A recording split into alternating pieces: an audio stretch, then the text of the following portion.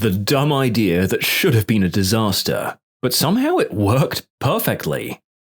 I worked at Sears Automotive in the 80s as a teenager. It was really windy one day, and as I walked to my car, I pulled out the only bill in my pocket, a 20, which was a fortune to me at the time.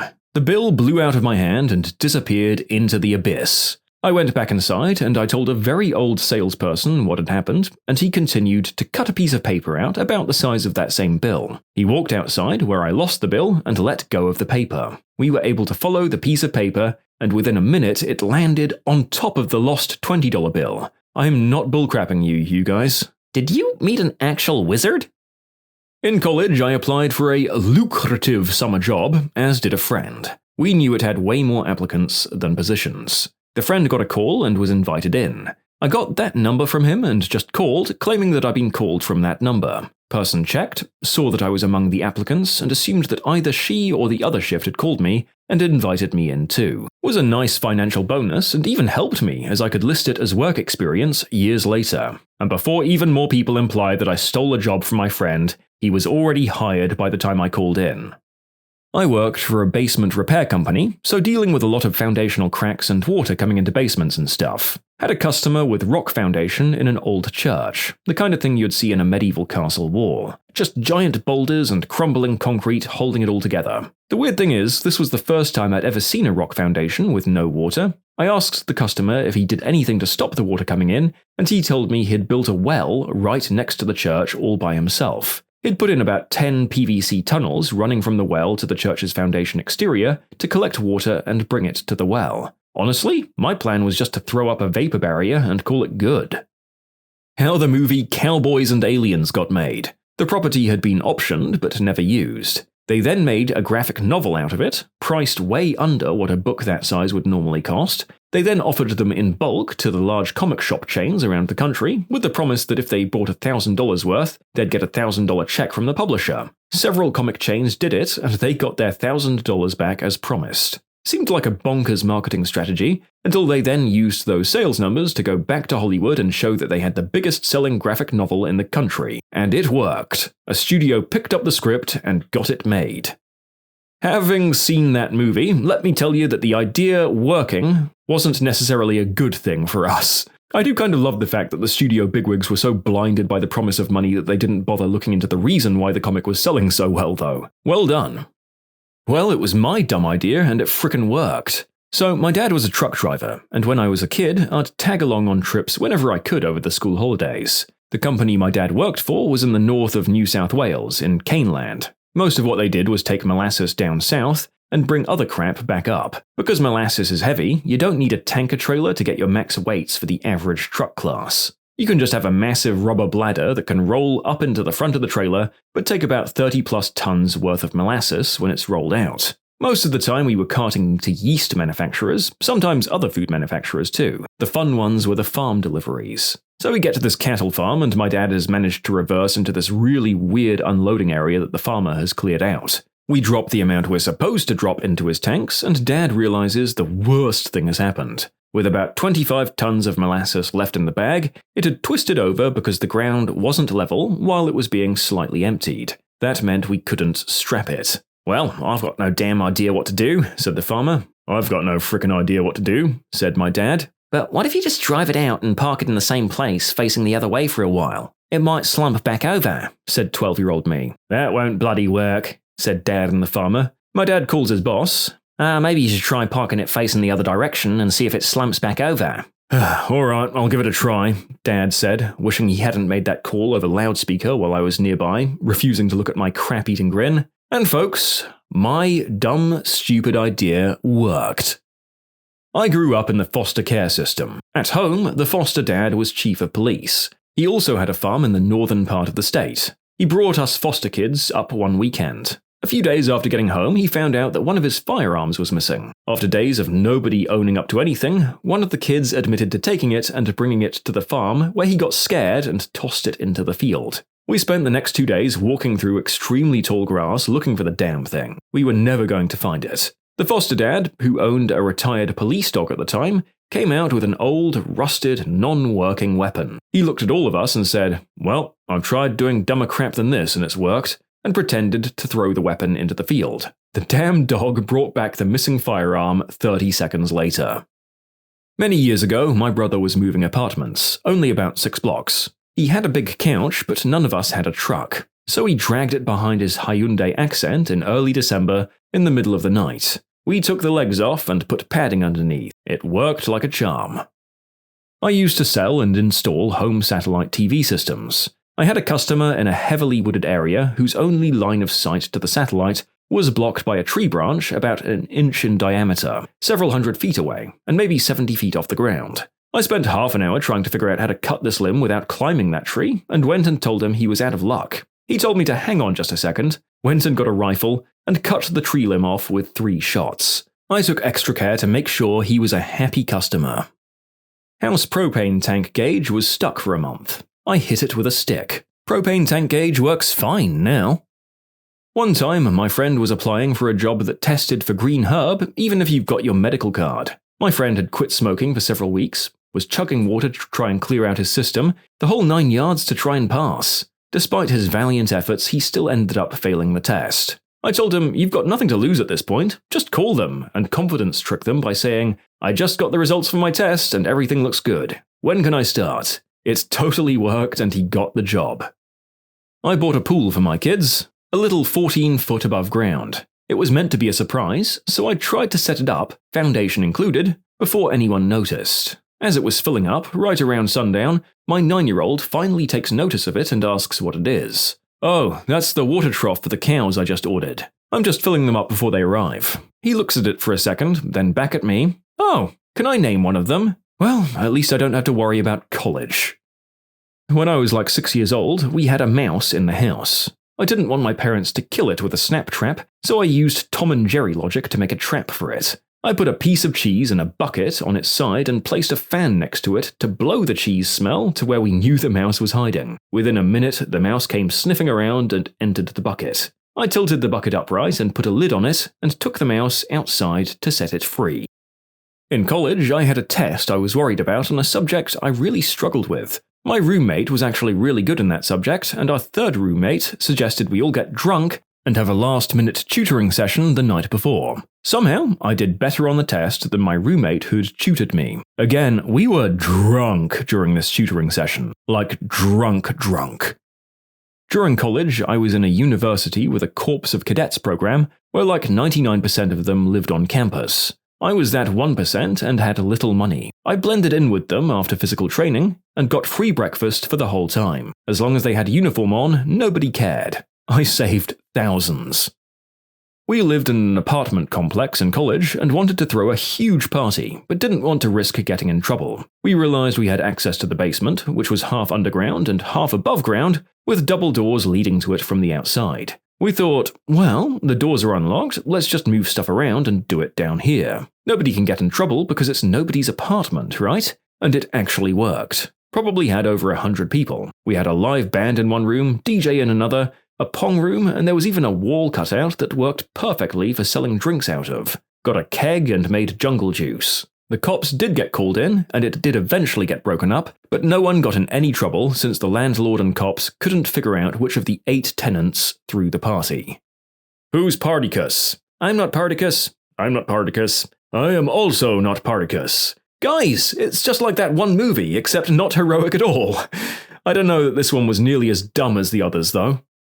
A water hose helped me avoid surgery. When I was in 10th grade, I was eating ribs at a local restaurant when I swallowed a piece that wasn't chewed up enough. It went far enough down that it wasn't blocking my airway, but it was still stuck in my esophagus, so I couldn't swallow anything. Anytime I tried to swallow something, liquid or solid, it'd make it to that point and then just come straight back up. I thought, my body will fix it, and went home to take a nap. I woke up hours later and still had the same problem. My mum called the local doctor, who said I'd need an easy surgical procedure. But it was the night of my sister's rehearsal dinner and she was getting married the next day, and I didn't want to ruin things, so I protested and said I could make it through just a couple of days without eating. My soon-to-be brother-in-law made the joke. We could just stick a water hose in his mouth like in the cartoons. I said, let's do it. Nobody believed that it would work except me and the brother-in-law. We went outside, and after one failed attempt where I almost drowned, I put the hose in my mouth with my face pointed upwards, and he turned it on full blast. It dislodged the meat and the weekend went as planned. When we called the doctor back to tell him to cancel everything, he was dumbfounded. Esophagi are crazy fragile. You got so lucky. He was right to be appalled. You can submit your own stories to be featured here on the channel. The story submission link is in the description below. Don't forget to subscribe to Am I the Genius? When I was 14, I had an MP3 player and it stopped working because the connection points on the battery had gotten warped and weren't connecting properly. All it really needed was something to squeeze it together. So my mum fixed it with the best small, non-conductive, flexible material she had at hand. A piece of pistachio shell. We have a golden pistachio trophy that we circulate to members of the family who cobble together MacGyver solutions to problems. In an engineering class in high school, one of our projects involved building a device that could sort marbles of various sizes, materials, and colors. The entire class went all in on color sensors and whatever other devices were at our disposal. My partner and I decided we didn't want to do that and set out to be the only group to not use the sensors or anything like that. We sorted the marbles by bouncing them from a set height and off an angled sheet of metal into containers at various distances. The wood and plastic marbles flew the furthest, while the metal and glass marbles didn't go very far. I'm pretty sure we had 100% accuracy with this method.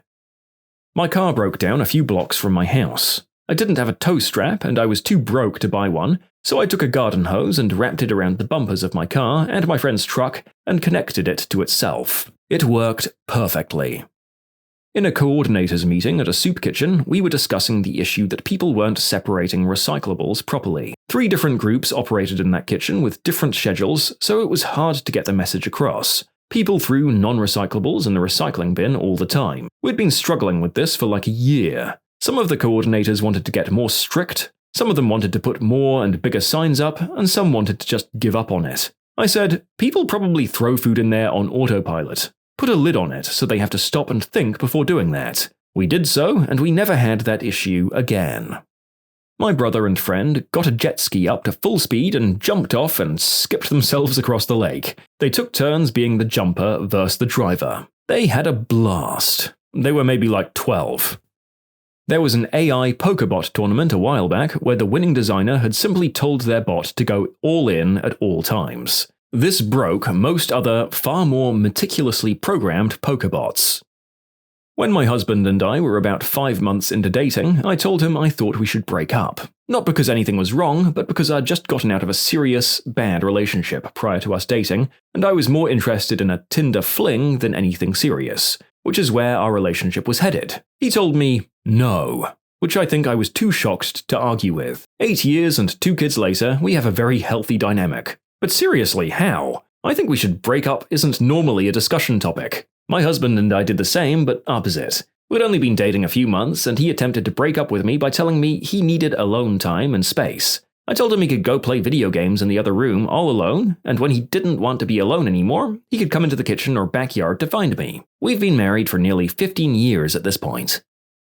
Me investing $300 into GameStop right when all of the memes were starting. I profited around $600 in 2 days, and then I sold. I used the money to buy a PS5 from Target. I was at college doing computer sciences. Part of the course was coding. We had a project where we had to code a super basic database which had a user interface, so you can type in and search and it'll display the results. You had to provide screenshots of your program working, and the code, as well as for the teachers to review. The problem is, I was rubbish at coding, and for the life of me I really didn't understand how the F it worked. So I actually did try and do my best. However, instead of displaying the one result I wanted, it displayed everything, but with the thing I wanted at the top. Rather than spend too long figuring it out and destroying my brain in the process, my idea was, no teacher in their right mind is going to read pages and pages of code every single time. He's just going to look at the screenshots. So I took a screenshot, dumped it into Paint, cropped out the thing I didn't want him to see, and filled it in with the same background color as the rest of the screen. I passed that part of the test easily. My friend had a small, maybe 1.5-inch driven well at the summer place near the beach. The well stopped flowing, so he stuck a shotty down the pipe and pulled the trigger. The weapon's barrel swelled up like a snake that had swallowed a rat, but didn't explode. The well started filling with water again. The firearm was destroyed, but the well has worked ever since. Okay, this is the stupidest and most dangerous one in the entire group. God damn, I'm so glad that nobody was seriously injured here, you maniac rednecks. I'm glad that you're well worked. I hope there wasn't too much rusty buckshot in the water over the next few weeks. During the beginning of COVID, my job at the time had little work for me to do and was laying off people left and right, which put my morale at a solid 0. However, a position opened up at my dream job that I was absolutely perfect for, and I filled in an application. After not hearing anything about the position 6 weeks later, I consulted somebody I knew who worked there about if I'd been rejected or not. He informed me that the job application software there absolutely sucked, and to try directly emailing my resume to the HR rep and remind them of my application. Turns out, this move was a stroke of brilliance, as that summer they had switched job application software, and there was a glitch in the transfer process that had accidentally deleted all of the applications for all of the current open positions. Since I was the only one that had directly reached out to HR and reminded them what job I'd applied for, I was the top and only person in the running for the position. As for how it turned out, I nailed the interview process, and I've been working at my dream job for 5 years now. So I'd say pretty damn good so far. Lost engine oil pressure and had to land our Navy H3 Hilo in a mountaintop pad. It was an O-ring that had leaked. Rather than waiting hours for mech to be flown out, we rolled a prophylactic to the appropriate thickness and cut the rest off. Quick test, and we were back for dinner. I started my own company when I got canned by a really crappy engineering firm. It was just supposed to tide me over until something else came along. I've been doing it for almost 15 years now. I was broke, had no real plan or opportunities, quit my job, drove across the country to find myself or figure out life. No idea. I was 23, probably an idiot, but I had no responsibilities to anyone but me. I found a career in IT, a wife, and now have a grown kid, a house, a dog, a couple of cars, the whole American dream package. Every once in a while, usually while standing in my yard over the grill with a beer in my hand, I'm like, fudge me, it worked. Stale mini marshmallows sold as snowman poop. Some teachers at BCIT in Canada kept using it in business classes as an idea and telling students to use it. And finally, someone did. I was trying to break into my college's mailroom. Security guard is walking down the hall towards me. Oh, frick it. I just wave him down and say, "Hey, do you have a key for this?" The guard is taken by surprise and says, "Yeah, let me see. Wait a minute, are you supposed to be here?" I just said, "Yes." He said, "Oh, okay, hold on." Unlocks the door for me and then walks back to his station. Speech 100. My friend started putting his alarm clock across the room inside a cooking pot so it would be loud as hell. Looked stupid, sounded stupid, but he hasn't overslept since.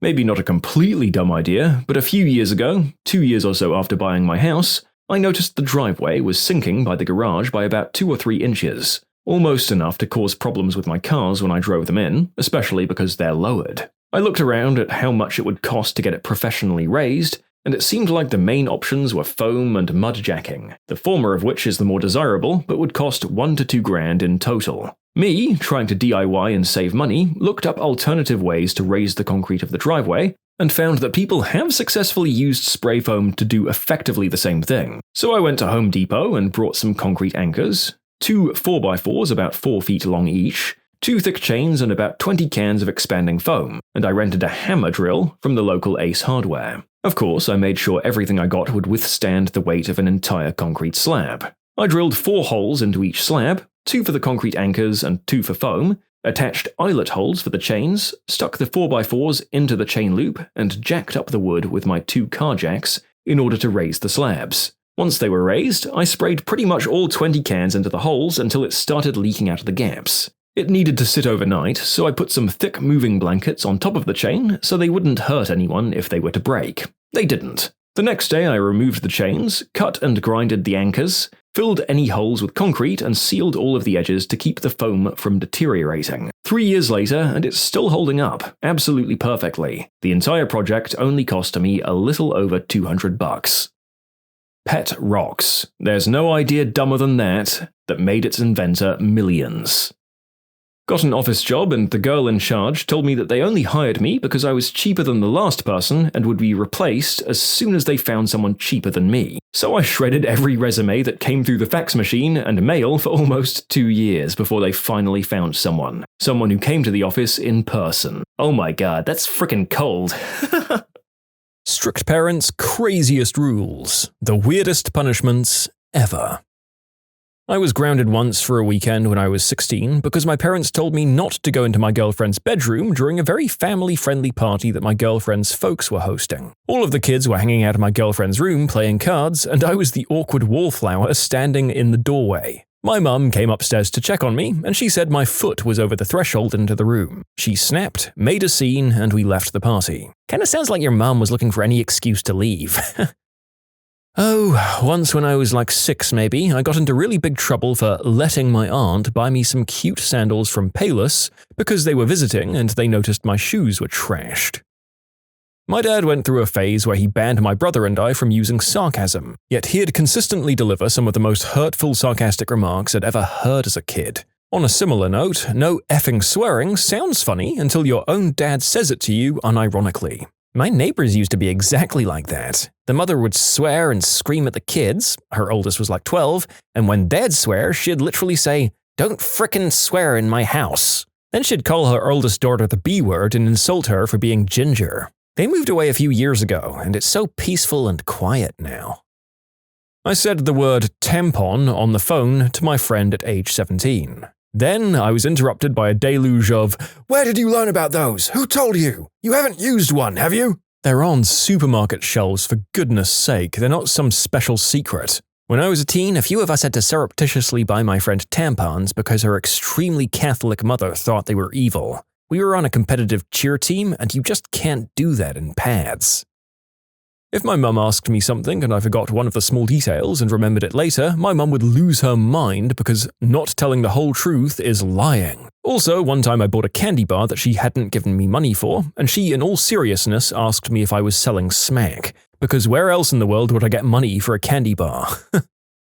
Fart was a swear word, and saying it resulted in a whooping. The term we had to use was bottom burp. Visualizing the second option is surely more grotesque than just saying fart. Or if you really have to be so bloody Puritan, why not just say toot? I feel similarly frustrated at the language restrictions on this platform, to be honest. Like, I get it for truly obscene, hateful words, but having to say doing the deed instead of the scientifically correct term for whoopee, or any number of strenuously mechanical descriptions for any bedroom act is surely just making people think the correct word anyway. Or worse, we're spelling it out for people who don't know what the word means in the first place. Silly parents and silly YouTube. My mum gives me no option but to be picked up by her after everything, but always goes mad because she's so sick of always picking me up. In grade 9, I took Spanish in school. In general, I was a below-average student, but I excelled at Spanish. The final exam came along, and the majority of the class failed. I got 80%. Since so many kids failed, the test was deemed unfair, and so the marks in all of the tests were doubled. Some kids still failed. I got 160% on the final test as a result. So my final mark in Spanish was notably high, and I was incredibly proud. I was not used to getting such good marks. I took home the test to show my parents, and they got angry at me for focusing too much of my energy on useless classes and that I must be intentionally slacking off in other classes, because if I had the potential to do this good in one, I should excel in them all. I got grounded for not doing as well in other classes. I was also not allowed to take languages or choose my own classes because it might ruin my education by distracting me. Instead of raising my marks in other classes, I started purposefully lowering my marks in classes I was doing well in, so that I wouldn't be pulled out of them or have expectations placed on me that I couldn't meet. In all, my education suffered and I missed out on a lot of opportunities. I used to get grounded if I opened another bag of cereal when there was already one open. Like 2 weeks of grounding, no TV, and just sitting on the bed with the door open. My jerk stepdad at the time would always have a bag of cornflakes open, and somehow, when it was running low, a new cornflake bag would be open the next morning before we could open another. One day, I came back home from school and I wanted Fruity Pebbles, but there was still cornflakes left. I went into the backyard, poured it over the fence, and came back thinking I'd get to enjoy some yum-yum cereal for once. Halfway through the yard, I looked up and my stepdad had come home early and saw me do it because he was standing on the back porch. I have never been more afraid in my life. Grounded for 2 weeks and doomed to another 6 years of cornflakes. Why did he even buy a different cereal for you if he never even intended for you to eat it? Oh, it was a power trip. He would eat the good cereal when we were gone, like at school or at my dad's for the weekend. He bought a ton of the good stuff, but he always made sure the cornflakes were open when we were home so that we couldn't have anything else. That was just one of the many weird power moves he made to establish himself as above us because we were powerless kids and he needed to feel like he was the boss. Closing my bedroom door. I shared my bedroom with my brother and sister who were both teenagers. If anyone even tried to close the door, we'd get in trouble. Not even slamming it, just closing it. It got to the point where my sister closed the door to change clothes and my dad took our door away the next day. We'd get in trouble for crying and not understanding a question on our homework too. Personal space was a huge no-no in their house. If we gently closed the door, our parents would literally burst into the room and yell at us. We only tried to half close the door when they were really loud or when we were trying to change. They don't really give two craps about privacy because they made us, so we're theirs. Sorry, I'm probably going to sound pretty bitter, because I am. My father's a pastor and my mum is Japanese. It's a powerful combination, let me tell you. Here's one example of each. My mum would regularly get mad if she came home and we hadn't, quote, cleaned the house. To this day, I have no idea what she expected us to do. Our house was generally very neat and tidy, so there was never anything obvious I could have done, such as sweep up dirt or wash the dishes. The few times I asked what needed to be done, the pillows on the couch aren't organized. Being one of my favorites, she'd just find something else I hadn't magically known to take care of. And then my dad once banned us from eating Lucky Charms because it said, "They're magically delicious" on the box. And magic is of the devil. Oh my god, I thought my mom was the only weirdo or strict parents about the Lucky Charms. We were also not allowed to eat them for the exact same reason. So, I guess that Boo Berries, Count Chocula, and Lucifer Loops are out of the question, huh? I was in the 8th grade and made a MySpace page. All of my friends at school had one, and coming over from the religious family that I came from, I was never allowed to hang out at friends' houses or have them over unless they were church friends, and even then we were always supervised. So anyway, I had a school friend help me make my MySpace page, which my mother had previously made very clear that she was completely against. There was talk in those days about the dangers of cyberbullying or kids selling substances over the internet or something, and she had it in her mind that MySpace was bad news. So, not seeing the harm in it myself and wanting to fit in with all the other kids, I thought I'd make myself a page, and I let her know a week from the day that I made it what I'd done and what it was all about, having seen for myself. I had an email address at the time linked to Outlook on my PC in my room. How I was allowed to have a PC in my room I still don't know, but we had an open door policy at my house. I was never allowed to have my bedroom door shut. One day, just before summer vacation, and having had the MySpace page just under a week, I came home to learn that my mum had gotten on my computer while I was at school and checked my Outlook and had seen the emails from MySpace verifying that I'd created a page. She was mad. I apologized over and over and tried to explain that I was going to tell her after I'd had the page for a week, but she wouldn't have it. I spent that entire summer before my freshman year out of high school grounded and practically under house arrest. No TV, video games, computer, no friends over or going to friends' houses, nothing. She claimed it was because she couldn't trust me, but in hindsight it was just her way for her to exert total and unparalleled control over me. Long story short, my entire childhood was filled with things like this. Overblown reactions from my mum at the smallest things which she took as gravely injurious or personal offenses. Any attempt I ever made to be an individual or create an identity or have a life that didn't revolve around her was severely punished. If I had an interest, it was her interest too, before it was mine. Having friends was out of the question too. Her jealousy would never allow for that. No one was ever going to take her child from her. Classic pathological and parental narcissism. At 27, I'm no longer on speaking terms with her, and I don't plan to be ever again. One time I came home at curfew. My mother insisted I should have been home an hour earlier, even though it was a standard household rule. I was kicked out of the house for over a month, and I had to finish high school sleeping on the couch at a friend's. I mean, this doesn't seem so much like strict controlling monster behavior as desperately wanting any excuse to kick your kid out of the house, which is still not okay, but my god, talk about a whole weird other niche in this video. Saying hi to a boy at church. I only did it because I was with a friend and she knew him and started talking to him. My parents saw me and chewed me out the moment we got in the car. They were convinced that I was being flirty. I was frickin' 12. getting anything less than an A grade. My dad also waged a war against certain words he'd deemed were disrespectful. Not really the 7 words you can't say on television or anything. Swearing oddly wasn't something that bothered him too badly unless it was at him. God have mercy on your soul if you were that brave. But he decided that fine, so, and I dunno were disrespectful and outright banned us from saying them. I mean, he's not wrong exactly out of a teenager's mouth, it gets old fast, but he took it to one hell of an extreme. I once had my phone confiscated for 9 months because somebody called me a hoe over text message in a joking manner. I was 13. You can submit your own stories to be featured here on the channel. The story submission link is in the description below. Don't forget to subscribe to Am I the Genius? My stepmom threw a fit when we watched TV in the living room while she wasn't home. She wanted her music playing when she came home, and we were supposed to know that somehow. Ugh, I got grounded and punished for a bunch of buttholes from my high school toilet paper rolling my home. Like, as if it wasn't traumatic enough waking up with my house covered in TP and having to go to school and get laughed at for it. For some reason, my parents thought that I should be in trouble too. I never understood that. I felt like such a loser, and I got to reflect on that as I picked up toilet paper from my front yard for a week. Having too much fun. I was allowed to hang out with friends, but there was an invisible fun meter that my parents kept track of. Once I hit the maximum amount of fun, I wouldn't be allowed out until my parents decided I was allowed to enjoy life again. The reset time could range from anywhere from a day to 2 weeks. But if I tried asking to go out again before my parents deemed it okay, I'd get grounded.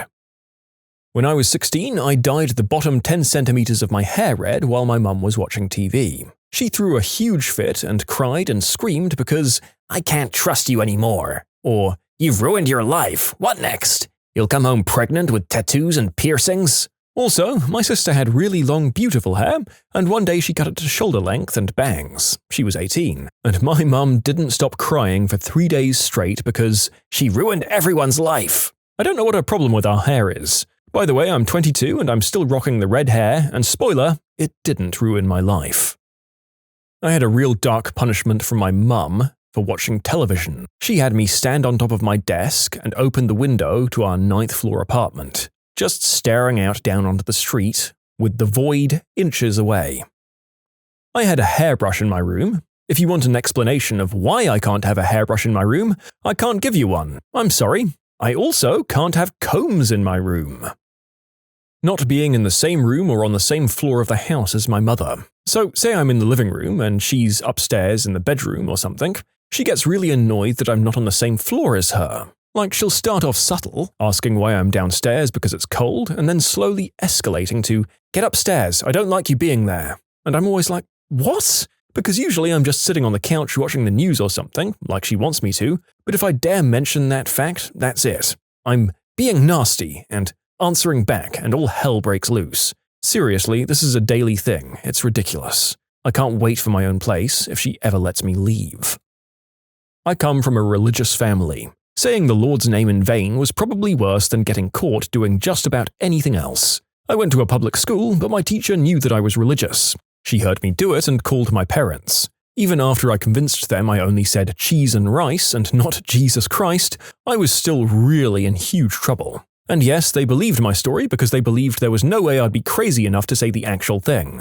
I'm 32 and still don't say it. I saved up £130 of my money and bought a Nokia 3310 from Argos. My dad took it from me and gave it to my mum because I didn't ask if I could buy it first. My mother made hot water soup out of my Tex cards. They're basically miniature trading cards used for coin flip entertainment. I got in trouble for it because it's a form of gambling. Then she made me drink it.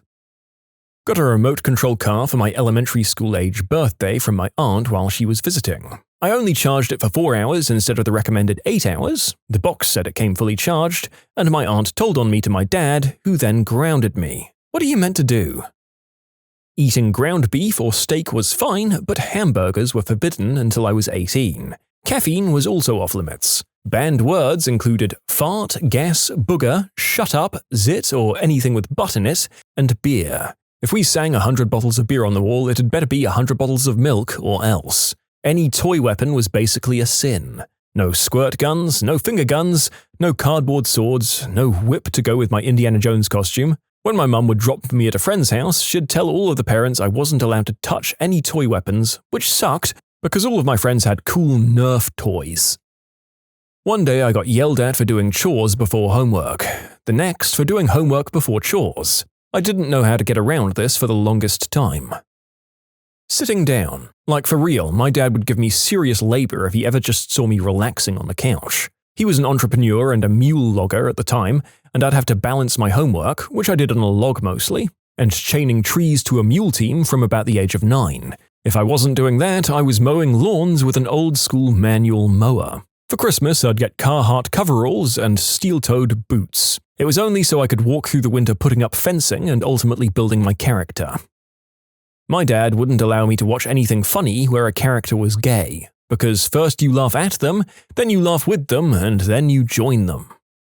Okay, at first I thought this was a misguided attempt to stop kids from mocking gay stereotypes that went a little too far, but upon reading this out loud, no, your dad just seems to have been a paranoid bigot. Dang it, Dad, I was rooting for you. Once my dad got angry because I was laughing too hard at the Scooby-Doo movie when I was about 8. My parents would also get mad if we touched the walls. I had to warn any friends I had over not to touch the walls or make too much noise. Someone stole from my locker when I was younger, and they blamed me. Also, whenever I found money on the street, they'd accuse me of stealing, so that sucked.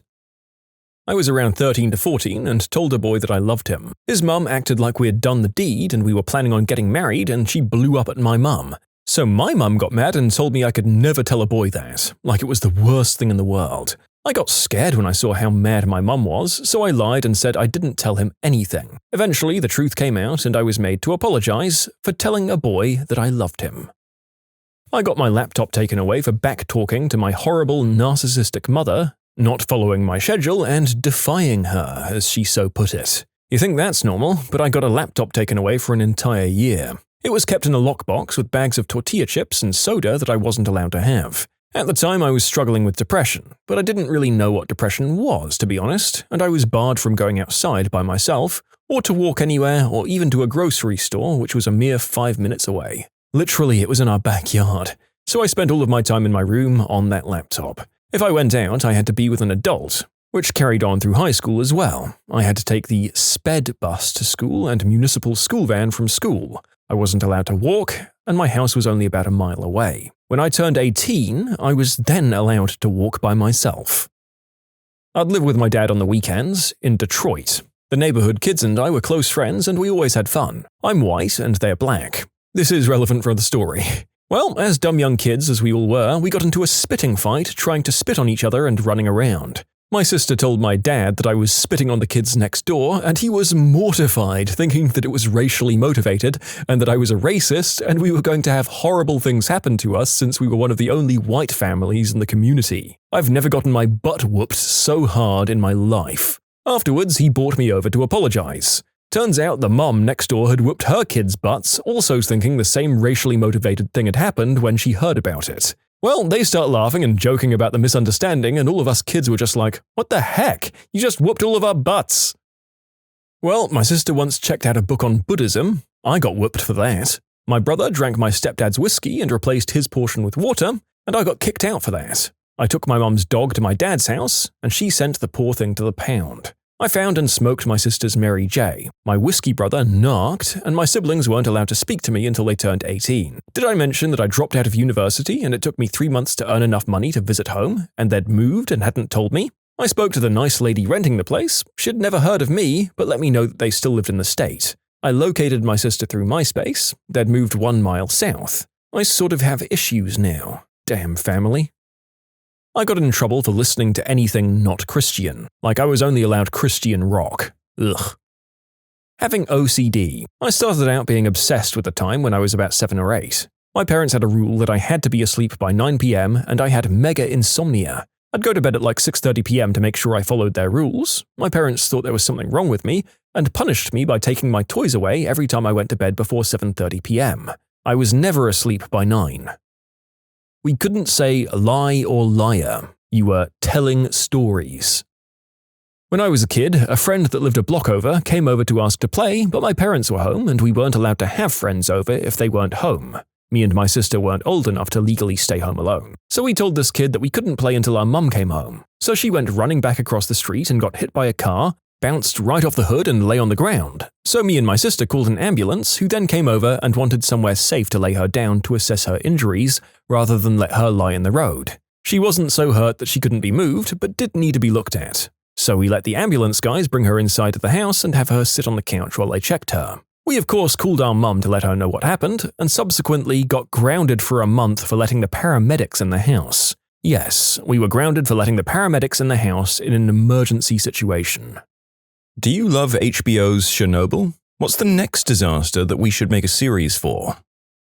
The Triangle Shirtwaist Factory Fire in 1911. 150 people died, most of them young women, because the doors were locked. This was to prevent workers from taking breaks and inventory, and they couldn't leave the building. The incident sparked outrage and spurred the development of many work safety standards that we have today. It would have been a tragic show, but interesting to see how it changed the safety of work in the West. The owners of the building escaped alive via the roof and were indicted for manslaughter. They got off with paying a fine. And then they were found to have locked the doors at their next factory as well. Only Chernobyl and Fukushima have ranked as worse incidents. But Kashtim affected 4 times as many people. Because of the secrecy surrounding the facility, nobody was told anything about it until a week later, when soldiers showed up and started slaughtering all the livestock and burning everything, not telling all of the people why they were being rounded up and evacuated. They said it was a special disease. Some other people weren't evacuated for a year or more. Yeah, I came here to say this as well. The whole Mayak facility is a nightmare. Lake Karachay was particularly bad up to fairly recently. The sediment of the lake bed is estimated to be composed almost entirely of high-level radioactive waste deposits to a depth of roughly 3.4 meters, or 11 feet. The radiation level in the region near where the radioactive effluent is discharged into the lake was 600 Röntgen per hour, approximately 6 sievert per hour in 1990. That level is absolutely bonkers. It was, by far, the most polluted place on Earth for a while. They literally dug up the soil in the area and collected it in graveyards of earth. When the soldiers came through a week later, people's skin was sloughing off their faces. It's seriously like a post-apocalyptic movie. I'd like the 1917 Canadian blast known as the Halifax explosion, the largest man-made explosion until nuclear bombs in 1945. Not so much for the blast, but for the rebuilding and dealing with it. There could be some really emotional stuff with the way Boston provided relief. The train dispatcher, Vince Coleman, who managed to warn an incoming train of 700 passengers to stop before the city, but then who died from his injuries from the explosion. The politics of why the munitions ship wasn't flying the correct flags. And the little girl who froze waiting overnight for someone to take her home. Bhopal. This was a chemical leak that killed 2,500 people in the immediate aftermath and thousands more long-term. It injured a lot of people, and the series of mistakes that caused it to occur is insane. 558,125 injuries were recorded due to it. Wait, 500,000 people? How have we never heard of the... Okay, it was in the third world. There you go. Another commenter provides a bit more depth to the event that we have just overlooked. Here's some more info. The plant, located in India, made pesticides out of methyl isocyanate, or MIC, and alpha-naphthol. It had a number of storage tanks of this and other chemicals, but we'll focus on the MIC. MIC causes chemical burns, blindness, and loss of lung functions, just to name a few things. The recommended capacity of the tanks was 60% due to it being a gas. It provides a little leeway in the event of any unexpected heating and resulting gaseous expansion. At the time of the leak, the tanks were at 70% instead. The tanks had a number of safety features that at the time were either broken or not being used. The main issue being refrigerators meant to keep the gas cool. Many of the workers were untrained in what to look for, but the real issue was that the refrigerators were not turned on. Not because they didn't work, but to save money. There's even worse going on than just warm tanks, however. MIC is a liquid at room temperature. It reacts violently with water, which is extremely exothermic. The workers were cleaning the tanks and did it so badly that they ended up dumping a bunch of water into the MIC tank. This immediate exothermic reaction is what caused it to heat up so much where it boiled into a gas and was released through the pressure safety valve designed to prevent a pressure explosion. Also, those death stats that you brought up before were likely lower than the real ones. Craig Mazin's Twitter was inundated for a while with Indians asking him to do a series on Bhopal. For those interested in Bhopal, the Yes Men pulled a pretty amazing prank to call attention to the issue by going on the news imitating Dow Chemical and promising that they'd finally pay for the disaster. Dow's stock dipped quite a bit, and they had to go on the news and explain, no, we're not paying for the Bhopal disaster. The Costa Concordia. The mixture of incredibly brave and competent people versus the idiot captain and the spectacular nature of the disaster itself would make for some damn incredible television. I'd love to see lots of different perspectives on it. Have you heard the radio between the captain and I believe it was the Coast Guard? The captain is a real dingus. Oh, is it the one where the captain's basically just like, no, I'm helping right now, and then, I'm off the ship, but I'm helping, and proceeds to not explain how he's helping, and then later explains, I fell into the lifeboat and it lowered and I can't go back to the ship, I'm too far. And when told to go back, no, I won't go back on the ship because it's too dark. I don't need to go back on, I'm already helping. I'm coordinating the rescue effort from the shore. I recommend watching the ESPN 30 for 30 documentary on the Hillsborough Stadium disaster. What bothered me the most is that the blame was completely put on the people that died. They were called hooligans, despite the fact that there were nearly 1 million signs that showed the poor design and poor management that led to this instead. I mean, they knowingly let in more people than what was considered maximum capacity. The theme of Chernobyl was the ineptitude and pride of people. Like Chernobyl, the Hillsborough massacre was all about the mismanagement of leadership and the ignorance on the severity of the situation by the people that got caught up in the tragedy. The most terrifying aspect of these stories is that we entrust our safety to those that we rely on to know better, but in the end, we're all the same. We're prideful and stubborn to a fault when given authority over others. Centralia, Pennsylvania. It's a ghost town because the coal that runs under the city is on fire. It has been for many years. If you look it up and you want to read about more such incidents, you should look up the Times Beach, Missouri disaster that also required the town to be evacuated.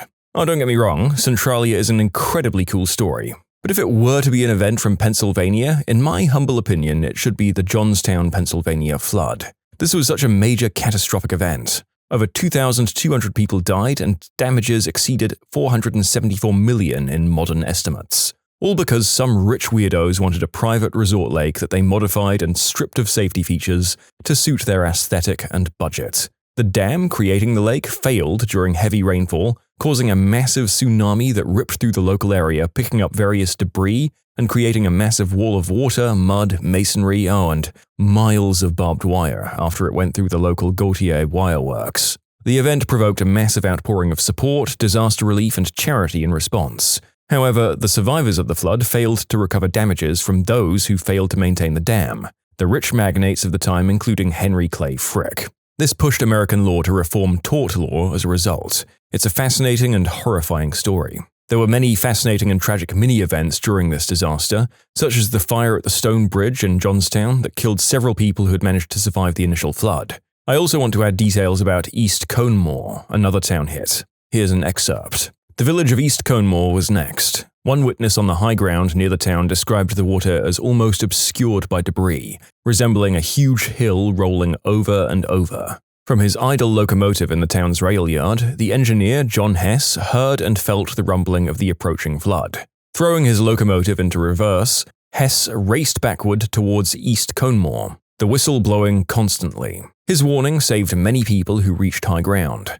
When the flood hit, it picked up the locomotive and floated it aside. Hess himself did survive, but at least 50 people died, including about 25 passengers stranded on trains in the town. As another commenter has pointed out, the flood was also the first time the American Red Cross mobilized during peacetime, and Clara Barton notably led relief efforts as well. While the members of the South Fork Fishing and Hunting Club did contribute some funds to the relief efforts, and Carnegie later built a library for the town, among other libraries to be built, two prominent members used their law firm to prevent the club from ever being held civilly or criminally liable. The club had known that the dam wasn't properly maintained, and in fact part of the reason why warnings that the dam might fail that day weren't taken seriously was because the telegraph operators thought that it was another false alarm, and if the threat were real, a higher-up club member would be delivering the warnings, right? That dam caused the largest loss of civilian life in America at the time, later only exceeded by the 1900 Galveston hurricane and then September 11th. Wow, anyone noticing a trend of greedy execs pinching pennies and causing thousands of lives lost, and then not properly being held accountable? At least Chernobyl was bureaucratic incompetence. Not that I'd want either situation, to be honest. Coming up next, the internet takes some serious, fatal events from history and turns them into dad jokes. The Great Fire of London. Well, what about the Great Beer Flood of London? And there was the Great Molasses Flood of Boston. You mean the Boston Massacre? Jonestown, a remote settlement in Guyana established by the People's Temple, an American religious movement under the leadership of Jim Jones. Jonestown became internationally infamous when, on November 18, 1978, a total of 918 people died at the settlement, at the nearby airstrip in Port Kaituma, and at a temple-run building in Georgetown, Guyana's capital city. The name of the settlement became synonymous with the incidents at those locations. John Goodman, I think, in that series would need to play Jim Jones before it's too late. Please, somebody tell him. He's got that sort of duality of friendly charisma and hostile and sinister undertones. He pulled it off in Cloverfield Lane, so I could see it, but he's a bit heavy for what the real thing was. The Exxon Valdez oil spill. There's a series of episodes of American Scandal that almost scratch the surface of the crap that went down there. Yeah, there's a movie that was made in 1992 for HBO called Dead Ahead, as some of you have pointed out, which I definitely do need to watch. But I will say that I think there's quite a bit more there than can be covered in just 90 or so minutes, and a serial format like the original question implies would be great. Maybe not 5 or 6 hours like Chernobyl, but enough for like 3 or 4 healthy episodes in my opinion. You can submit your own stories to be featured here on the channel. The story submission link is in the description below. Don't forget to subscribe to Am I the Genius? Challenger. Sesame Street's on HBO now, so they could totally go into how Big Bird was nearly on the Challenger flight. And no, I'm not proud of myself for imagining a puff of yellow feathers flying out from the exploding Challenger shuttle, along with a camera pan across to the faces of a crowd of children and Snuffleupagus looking up at the launch. Oh boy. The Hartford Circus fire would make a great story.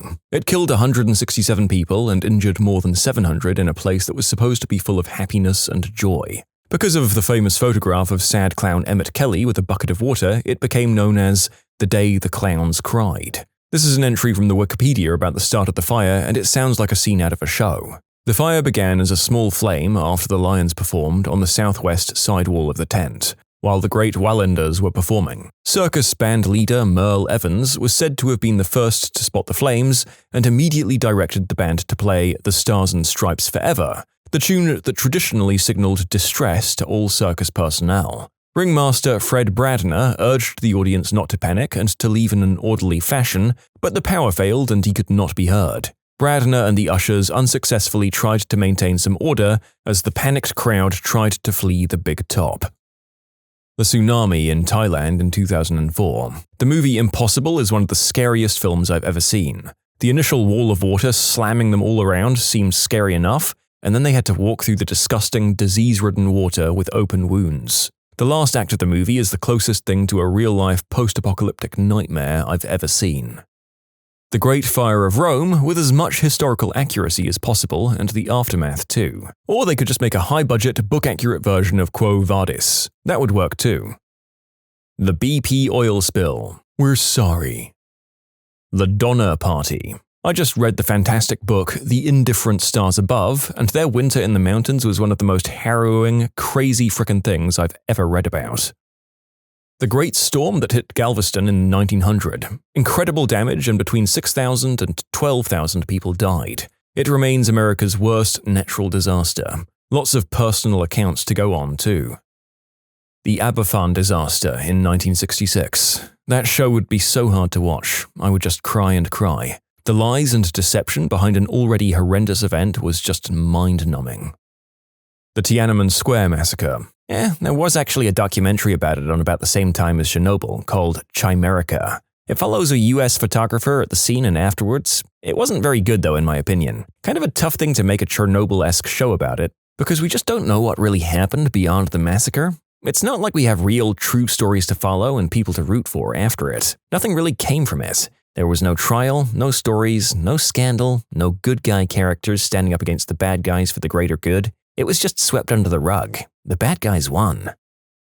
The Great Molasses Flood of Boston. And I'm serious, 21 people died. Cleanup crews used salt water from a fireboat to wash away the molasses and sand to absorb it, and the harbor was brown with molasses until summer.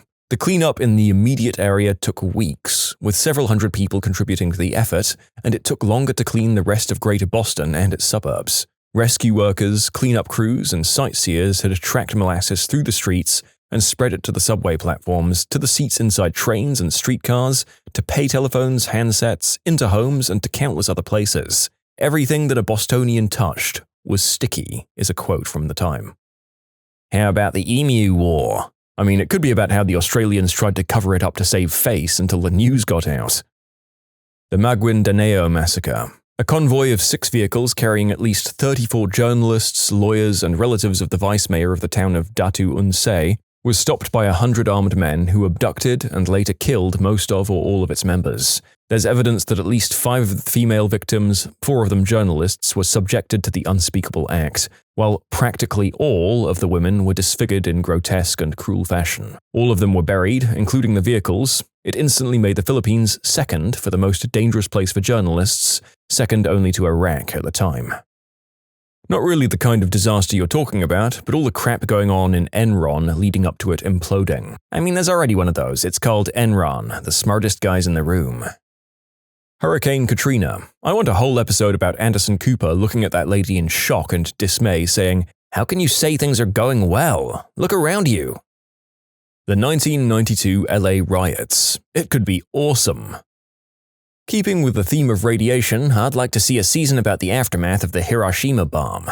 I wrote a script on this very subject. It will never get made or bought, but I can tell you the aftermath was horrific. Aside from the obvious illnesses and injuries, there were a lot of side effects people never consider. While Hiroshima recovered, there was a spike in crime as a result of the black market. There was considerable discrimination against survivors. People suffered terrible psychological scars, homelessness, self-deletions, mass graves, orphans. It was just a goddamn mess. I wrote it with the help of Harry Truman's grandson, who met numerous survivors, so there was a lot of terrifying first-hand accounts to draw from.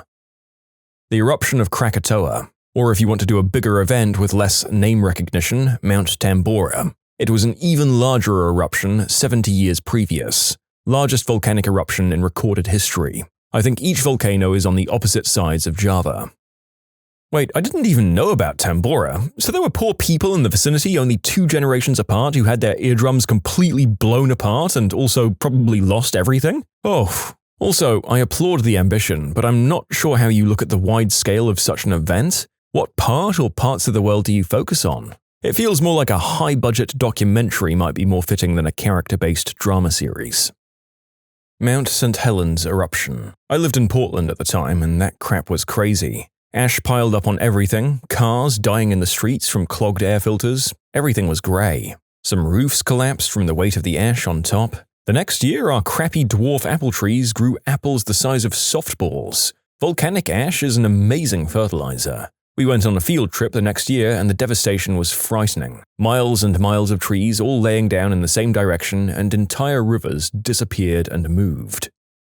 How about Fukushima? I mean, I like the idea, but nobody died from radiation poisoning. It would be more of a motivational movie than a disaster movie. Tenerife. Not making light of the tragedy by any means, but a well-written miniseries on that would be fascinating. I think Hindenburg would be awesome, but I doubt it would make a full 5-hour miniseries. But awesome nonetheless. I'd love to see something on the Spanish flu pandemic. Over 50 million people dead in the span of a year, with some guesses up to 100 million.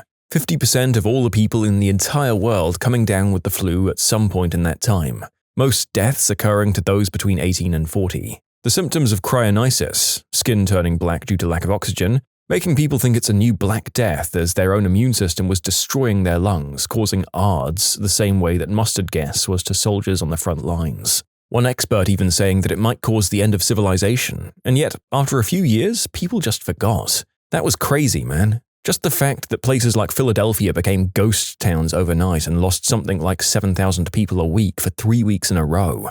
I want to see something on this. The 100-year anniversary of the month with the most deaths happened in October, and yet I've only seen a resurgence of historical papers and a single PBS special that only really used it as a reference. The image of bodies stacking up in morgues to the point where they're stacked to the ceiling, and you still have to step over some, must be interesting to someone other than me, right?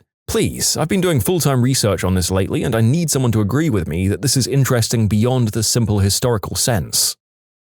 I don't know if this really counts as a disaster, but the great stock market crash of 1929 leading to the Great Depression. The Columbia disaster. Engineers were begging management to seek access to the surveillance resources to check the status of the damaged wing after reviewing the launch. Even after the disaster, very smart people denied that the foam could have done it until enough prodding made them rig up a simulation to test it, and blam. The space shuttle was designed to eventually have a catastrophic failure, and it ended up having two, including Challenger, another story where an engineer knew it would blow up, and it did, and sadly killed 14 astronauts in the process. If scientists invented a teleportation system, but the death rate was 1 in 5 million, would you use it? Why or why not? I've just googled what has a 1 in 5 million chance of happening, and the answer was death by hot tap water. I haven't heard too many of those cases, so yeah, I'd take my chances here. 1 in 5 million? Yes, I would absolutely take that. The odds aren't that bad. I like those odds. I'm sure other forms of transportation have worse odds than 1 in 5 million. I think it all hangs on what the death is like. If it's like Stephen King's The Jaunt, then hell no. Okay, please tell us the gist of that. I too want to be existentially terrified. Alright, so in summary, teleportation is successfully invented in that book, but people need to be fully unconscious for it to work, or they come out of the other side completely deranged and die soon afterwards. It turns out that physically, teleportation is near instant, but mentally, it seems like millions of years. If a person is left conscious, they experience millions of years of oblivion, where they can still think and experience emotions, but have absolutely nothing else going on. At one point in the story, somebody murders someone else by pushing them through a teleportation portal without setting an end destination, implying that the victim will be stuck in that conscious oblivion either for literal eternity or until their body dies naturally of dehydration or suffocation or whatever they die of in the void. Which might as well be an eternity given how long a fraction of a second feels like that. I sure wouldn't take a 1 in 5 million chance of that. Oh, I don't know. Using it 5 million times sounds tedious. I think I'll stick with a toaster and a bathtub. Even if you use it 5 million times, you still have a 36.79% chance to not die. Yeah, without question. With odds like that, it's probably the safest mode of transportation you could find. Unless you accidentally teleport into a house fire. Yeah, that would happen to me, knowing my luck. Also, I know that technically I'm about as safe teleporting as I am taking my bike anywhere. But on the other hand, if I crash my bike in my cycle-friendly country, it's probably just due to me being an idiot, right? The random chance factor here is a little bit terrifying. Here's another commenter that's provided us with a breakdown of the chances per mode of transport, although I've got to say I'm not sure how accurate it feels. So here are your deaths per billion journeys taken. There's 4.3 if you're riding a bus. On rail, it goes up to 20, which is the same as if you're in a van. Now, on cars, you have exactly double that at 40, which surprisingly is the same as if you go on foot, so I guess it's completely out of your control there. If you travel on water, we go up to 90 deaths per billion journeys, and if you travel by air, that's 117. On pedal bike, that's 170. Our odds at 1 in 5 billion would be 200 deaths per billion journeys if you use this teleportation option.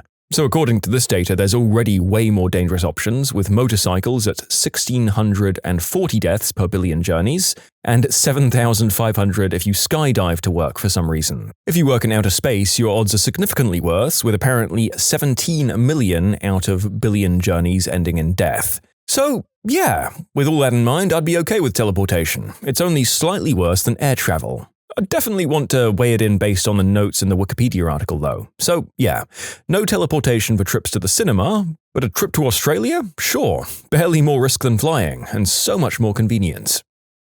I mean, sure, I live in London. I'm sure the death rate just for stepping outside my house is worse than that. I completely missed the word million in the title on first glance, and I was really worried about the state of London for a second there. Yes, those are better odds than most transportation, I think, but I'd be doubtful of teleportation anyway. Who says the person going in is the same as the one getting out? It depends on which teleportation techniques they're using. We talking molecules decomposing and recomposing, or wormholes that could defy all laws of physics and be produced artificially by engineers? I think people are worried because the 1 in 5 million feels random. The question phrases the odds of dying as a roll the dice and you might die kind of thing, While in the real world, you think you're aware of your surroundings in real time. I think it's more that people expect to not die in a car crash and believe that by remaining vigilant, they won't die, which is kind of false. It's not about actually having control over it, it's about the feeling that you have control. That's what I think. If I only used it to commute from work over a 30-year career, I'd have a cumulative 0.3% chance of it killing me. Assuming I can't do anything to improve my personal odds, like standing very still or swatting any flies in my immediate vicinity right before transport, I still don't know. So let's try another perspective. There are 155 million employed Americans today. So if every American only uses the teleportation to commute to work, then 70 people per day will die just commuting. NTSB says about 100 people die per day in traffic accidents. That's out of everyone on the road, not just commuting though. So the numbers are reasonably close. Now, consider second-order effects like if everyone else used the teleportation, my commute would just be me and interstate shipping transportation.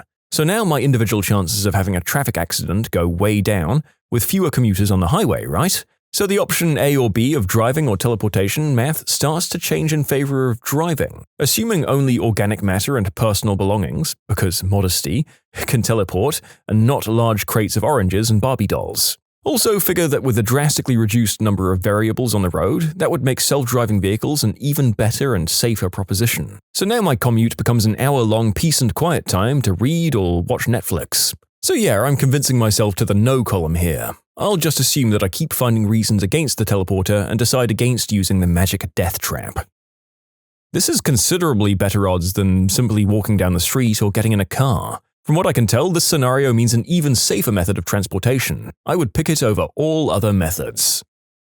1 in 5 million is no problem. The thing they'd have to prove to me is that the me coming out is the me going in and not a copy, and that stream of consciousness continues. And look, I know a copy would believe it was the original, but let me put it differently. Imagine I make an exact, down-to-the-last quantum state, memory, everything, copy of you with the same process of teleportation, but the original is completely preserved. Now there are 2 of you and your copy. Now you're told there can only be one of you gets a bullet in the brain. Ask yourself, is it irrelevant to you which of you dies? Would you just throw a coin and say, I don't care? The difference is with teleportation, you know that it's you, the original, getting that bullet. Yes, because I'd be able to visit my significant other more often. Now I'm just imagining you teleporting to your significant others and your limp body just flopping out of the machine onto the floor. And your significant other crying, saying, he was the one. Sorry. Considering that I get everywhere I want to be and could possibly die trying to get away from Disneyland, why not? No, but not just because of the rate of death. When I was an adolescent, I read a book that discussed interesting philosophical questions aimed at younger readers, and one of them was whether or not a teleporter would just kill and disassemble you and reassemble an identical you who thinks they're you at the end point. I don't care if that other me would be very happy about teleporting. I also don't care if the me that comes out on the other end is the 1 in 5 million that reappears as a corpse. As far as I'm concerned, as I know me, am probably dead as soon as I get beamed up. I'd never use a teleporter for that reason. Plus, if everyone else is using a teleporter, the chances of dying via driving or whatnot would most likely drop significantly. Important point of order, is the death instant like a telefrag, or horrific and prolonged like an event horizon? Please let it end up in giblets. 1 in 5 million? Man, you can't even die using it, so why bother? Maybe if he said 1 in 5 instead of 1 in 5 million, this would be much better. Millennials are killing the teleportation industry. Most of them are saying that chances of death are too low. I wouldn't use it no matter what. The idea of breaking down the matter that makes you up and reassembling it in another place sounds like it just kills you and creates a perfect clone in another place. That's existentially terrifying to me, so no thank you, I'll take the long way.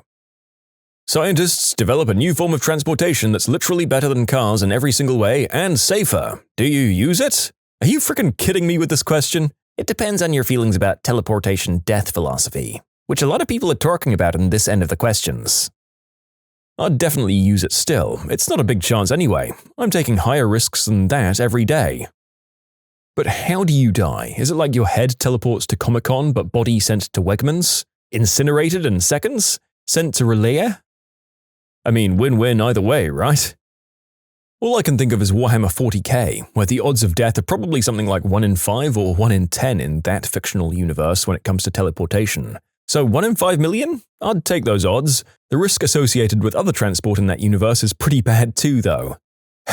Yeah, I was about to say, if you're a human in 40k, your life is pretty much abject misery. So death by teleporter is honestly one of the better case scenarios if it's quick. Then again, in that universe, you're probably sent straight to hell by the teleporter and tortured for 10 years by a demon, rather than having an immediate telefrag or something. So weigh that into your equation. And yes, you are guaranteed to get included in a video by talking about one of my hobbies. Why do you ask? I mean, come on, this is the internet. If the worst case scenario is death, then most people will be down to try anything. I'd use it to teleport to work and avoid traffic. That's killing me anyway. With everyone teleporting, my morning commute is traffic-free. Winning! From Google. For instance, in the United States, a 30-year-old man has about a 1 in 260,000 chance of dying tomorrow, whereas a 30-year-old woman has about a 1 in 583,000 chance. A 55-year-old man has a 1 in 46,000 chance of dying on any given day, and a 55-year-old woman a 1 in 79,000 chance. So yeah, probably, my chances of death would be pretty low. These are the same odds as plane travel. Interesting that you've picked those numbers. So yes, in a heartbeat, I'd never have to set foot in LaGuardia ever again. Walking down the street, eating food, or swimming all have much, much higher rates of mortality. I wouldn't even think twice about the dangers of flying or teleportation in your scenario. Crap, I have a way bigger chance of crashing on the way to work and dying in the car. So yes, statistically, teleportation seems safe with those odds. You can submit your own stories to be featured here on the channel. The story submission link is in the description below. Don't forget to subscribe to Am I the Genius?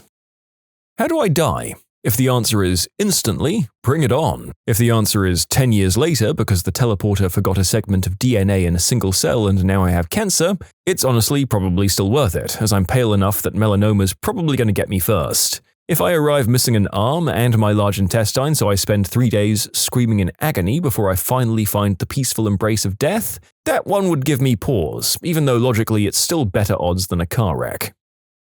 This is like one of those would you kill a random person in the world for $1 billion question. Literally nobody would say no because yeah, you have a 1 in a billion chance of killing someone you know, but statistically you're more likely to kill someone in prison or on the verge of death, and with that billion you could save more than one life. Can we stop with the stupid questions? Make it at least challenging, like 1 in 10,000. As a statistician, if you give me 1 in 5 million odds, if you teleport 5 million times, you still only have like a 63% chance of telefragging yourself total. Even if you used this to go literally everywhere, you most likely wouldn't even use it 1 million times. And by your millionth time, you'd only have an 18% chance of dying. And I'm pretty sure that wouldn't be until you're like 70, and by then you've got a better chance of dying from something other than teleporting. I would use it 5 million times. If transportation was both safer and more convenient, would you use it? Because I feel like you should have done your research to make it more dangerous as a trade-off. As presented, there's just no downside. That depends. How does the teleportation system work? Does it disassemble you, transmit your data, and then reassemble you? Because that's just a murder machine with a 100% death rate and a 1 in 5 million chance that it doesn't work. If it's a wormhole, however, then yeah, sure, 1 in 5 million is very good odds. I mean, that's just Russian roulette with extra steps. I'm in. It's way safer than using a car, sure. Unless it's something like walking through a wormhole, the death rate for teleportation is like 100%. You're just electing to die while a copy of you with your memories lives on.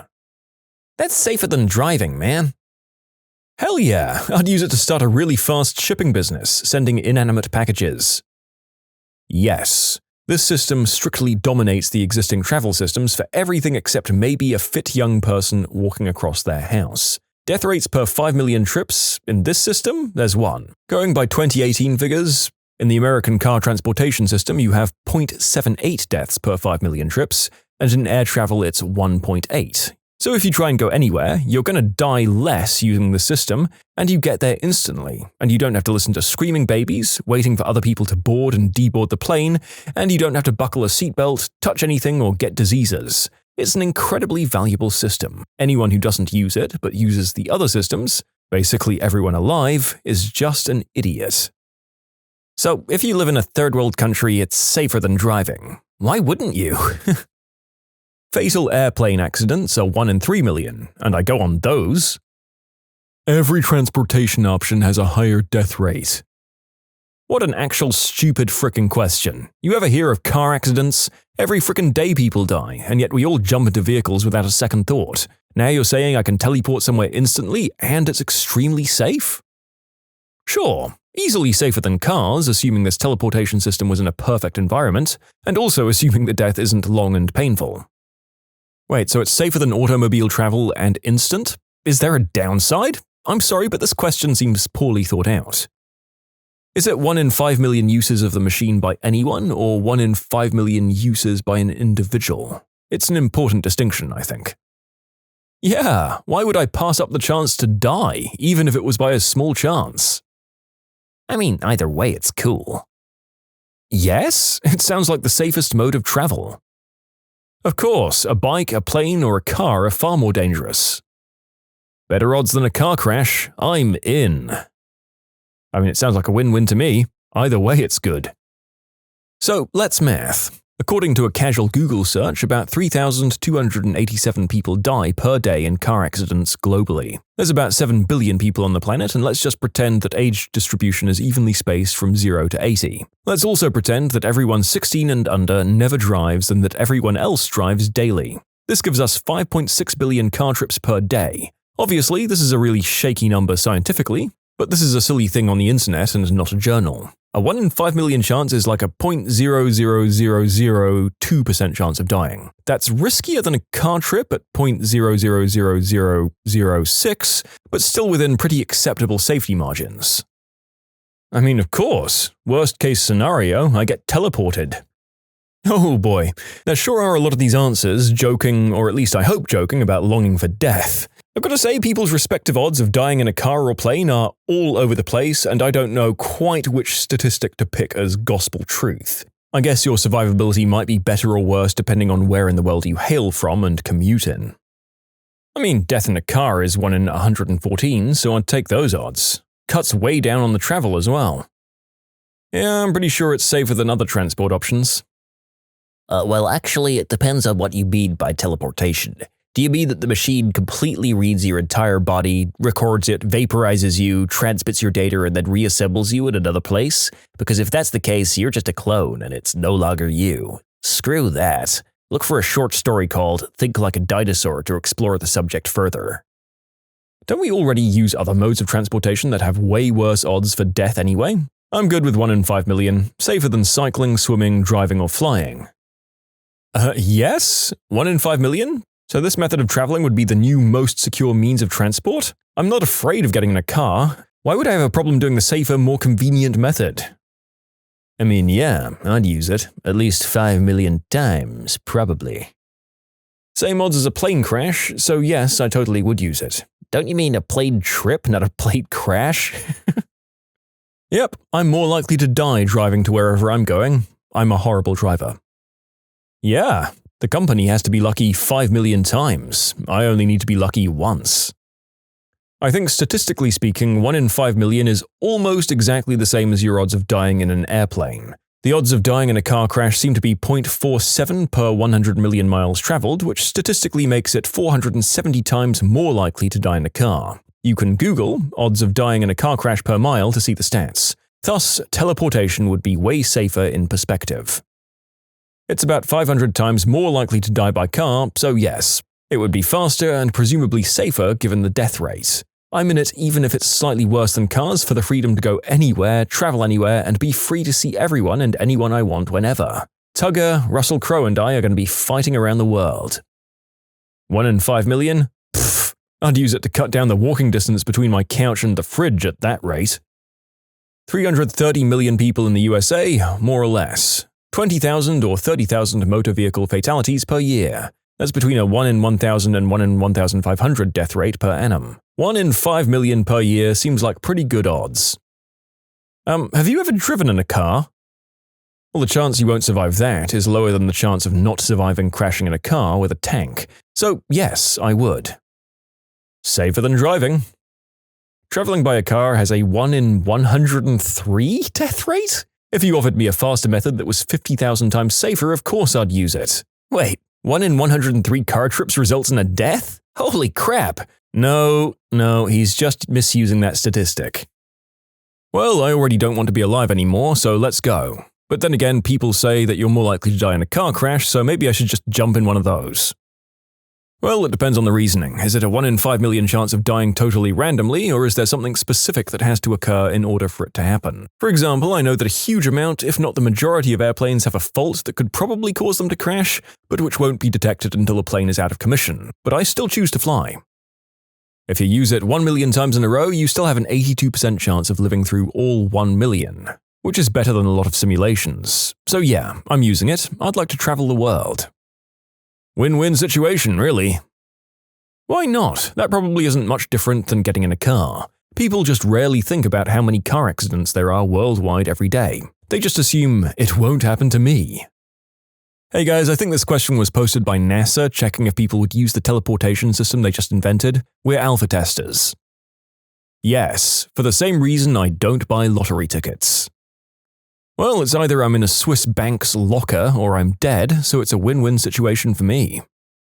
Is that like the odds of dying, or does the system require 1 life per 5 million uses? Oh, absolutely. Isn't the death rate higher for driving? Is it cheap?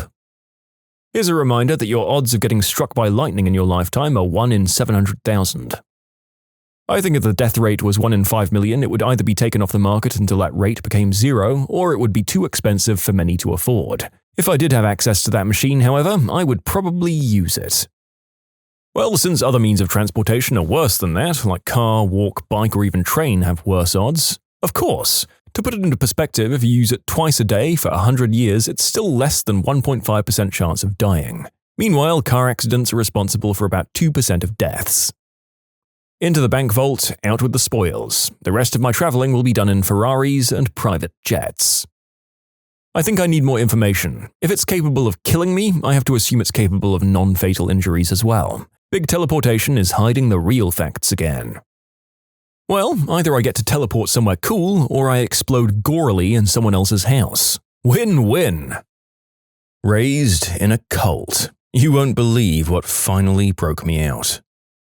When I read a history book about our sect that told its actual history, even though the leaders had always said it was created in the time of Jesus and had been passed down over the millennia in the same form.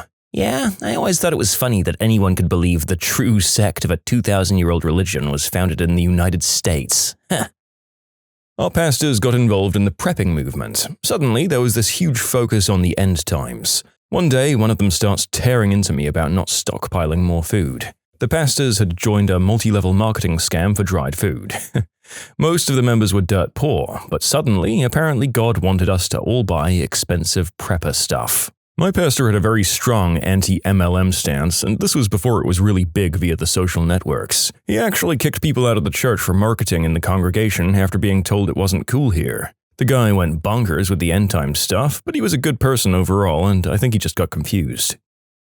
One of my best friends today was raised into a freaky Afro-Islamic cult. He and his mum left when his dad was sent on a mission to Sudan. As it turned out, he was sent to fight in a civil war on behalf of the local tribe or cult. They never heard from him ever again. They assumed that he was killed in action. My friend described his childhood as animal sacrifices, usually goats, every Friday, and he was forced to eat the heart raw and drink the blood, else he'd be in for some pretty dark stuff. The cult owned a house-turned-apartment building in Detroit where he lived, and said that his mother was never permitted to leave the building.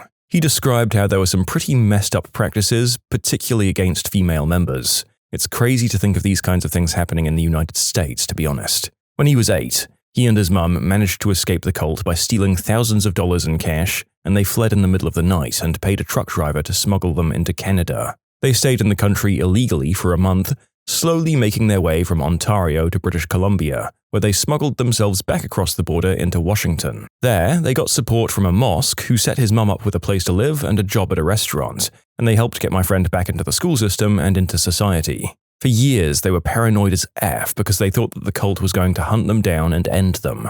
But being dressed head to toe in a burqa has its advantages, I guess. She was able to hustle at the job, and through financial support from the mosque, he was able to attend college, where we met. He's working at a bank now and doing really well for himself. He's getting married soon and he's fully supporting his mother as well. God, when I hear about things being that brutal in the day-to-day life of members of a cult, I have to wonder how the cult survives any longer than a few years without everyone leaving. Surely you have to at least be benefiting a certain portion of the community to have it self-enforce and sustain itself? If everyone is being subjected to daily horror like you've described, surely they must have people flee constantly. I mean, fear only goes so far. I really hope that this cult is finished by now. I don't think I ever truly believed, but the moment that was cemented for me was when I had the unfortunate experience of going on a mission trip to Cambodia. Long story short, 2 teams from the church I'd previously attended were sent.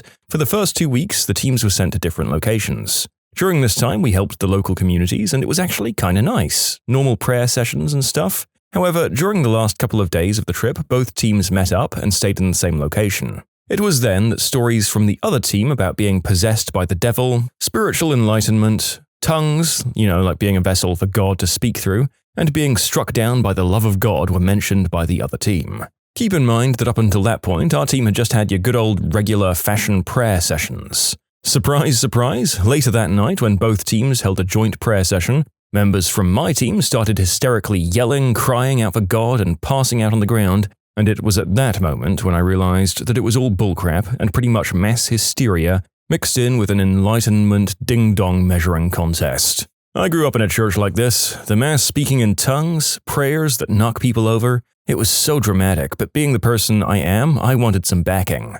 The most I ever got from anyone was, oh well, no, it doesn't say this is in the Bible, but you have to interpret what the Bible means. So I had to figure out what wasn't written in the Bible. So I started reading and found out what they were doing, and was pulling a little from here and a little from there and stitching together their very own text. I left after high school and eventually wound up at a church that's Bible-centered and not centered around drama and theatrics.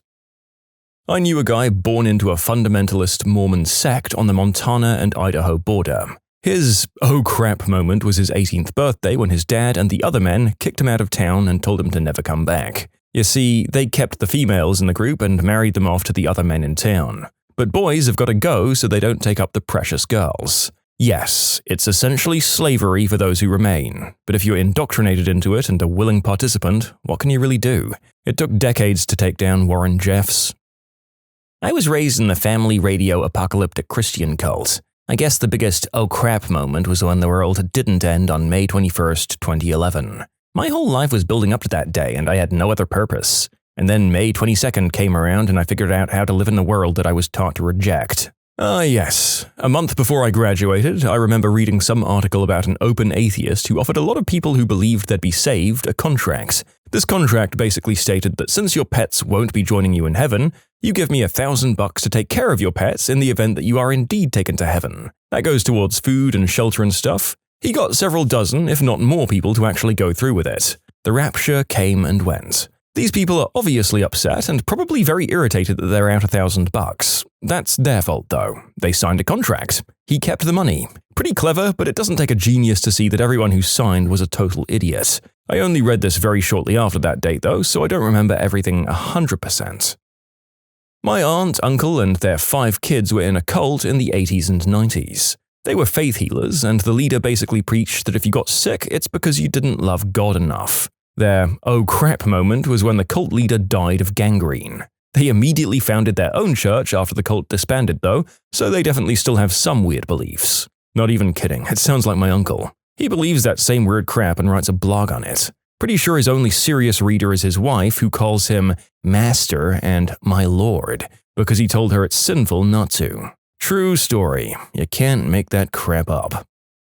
When I was 19, and by orders of the pastor, my mum took my bedroom door off the hinges. They were doing everything in their power for me to not leave the church. She'd do random searches and pat-downs to see if I had any communication to the outside world. There were so many signs that I started seeing it when I got older. You see, I was raised in this religion. But I was terrified to leave due to the shunning, the fear, and being ashamed of leaving the faith. Also, my mum didn't want me to go to a therapist even after knowing I was having panic attacks because she was afraid that the therapist would take the fear of God out of my life.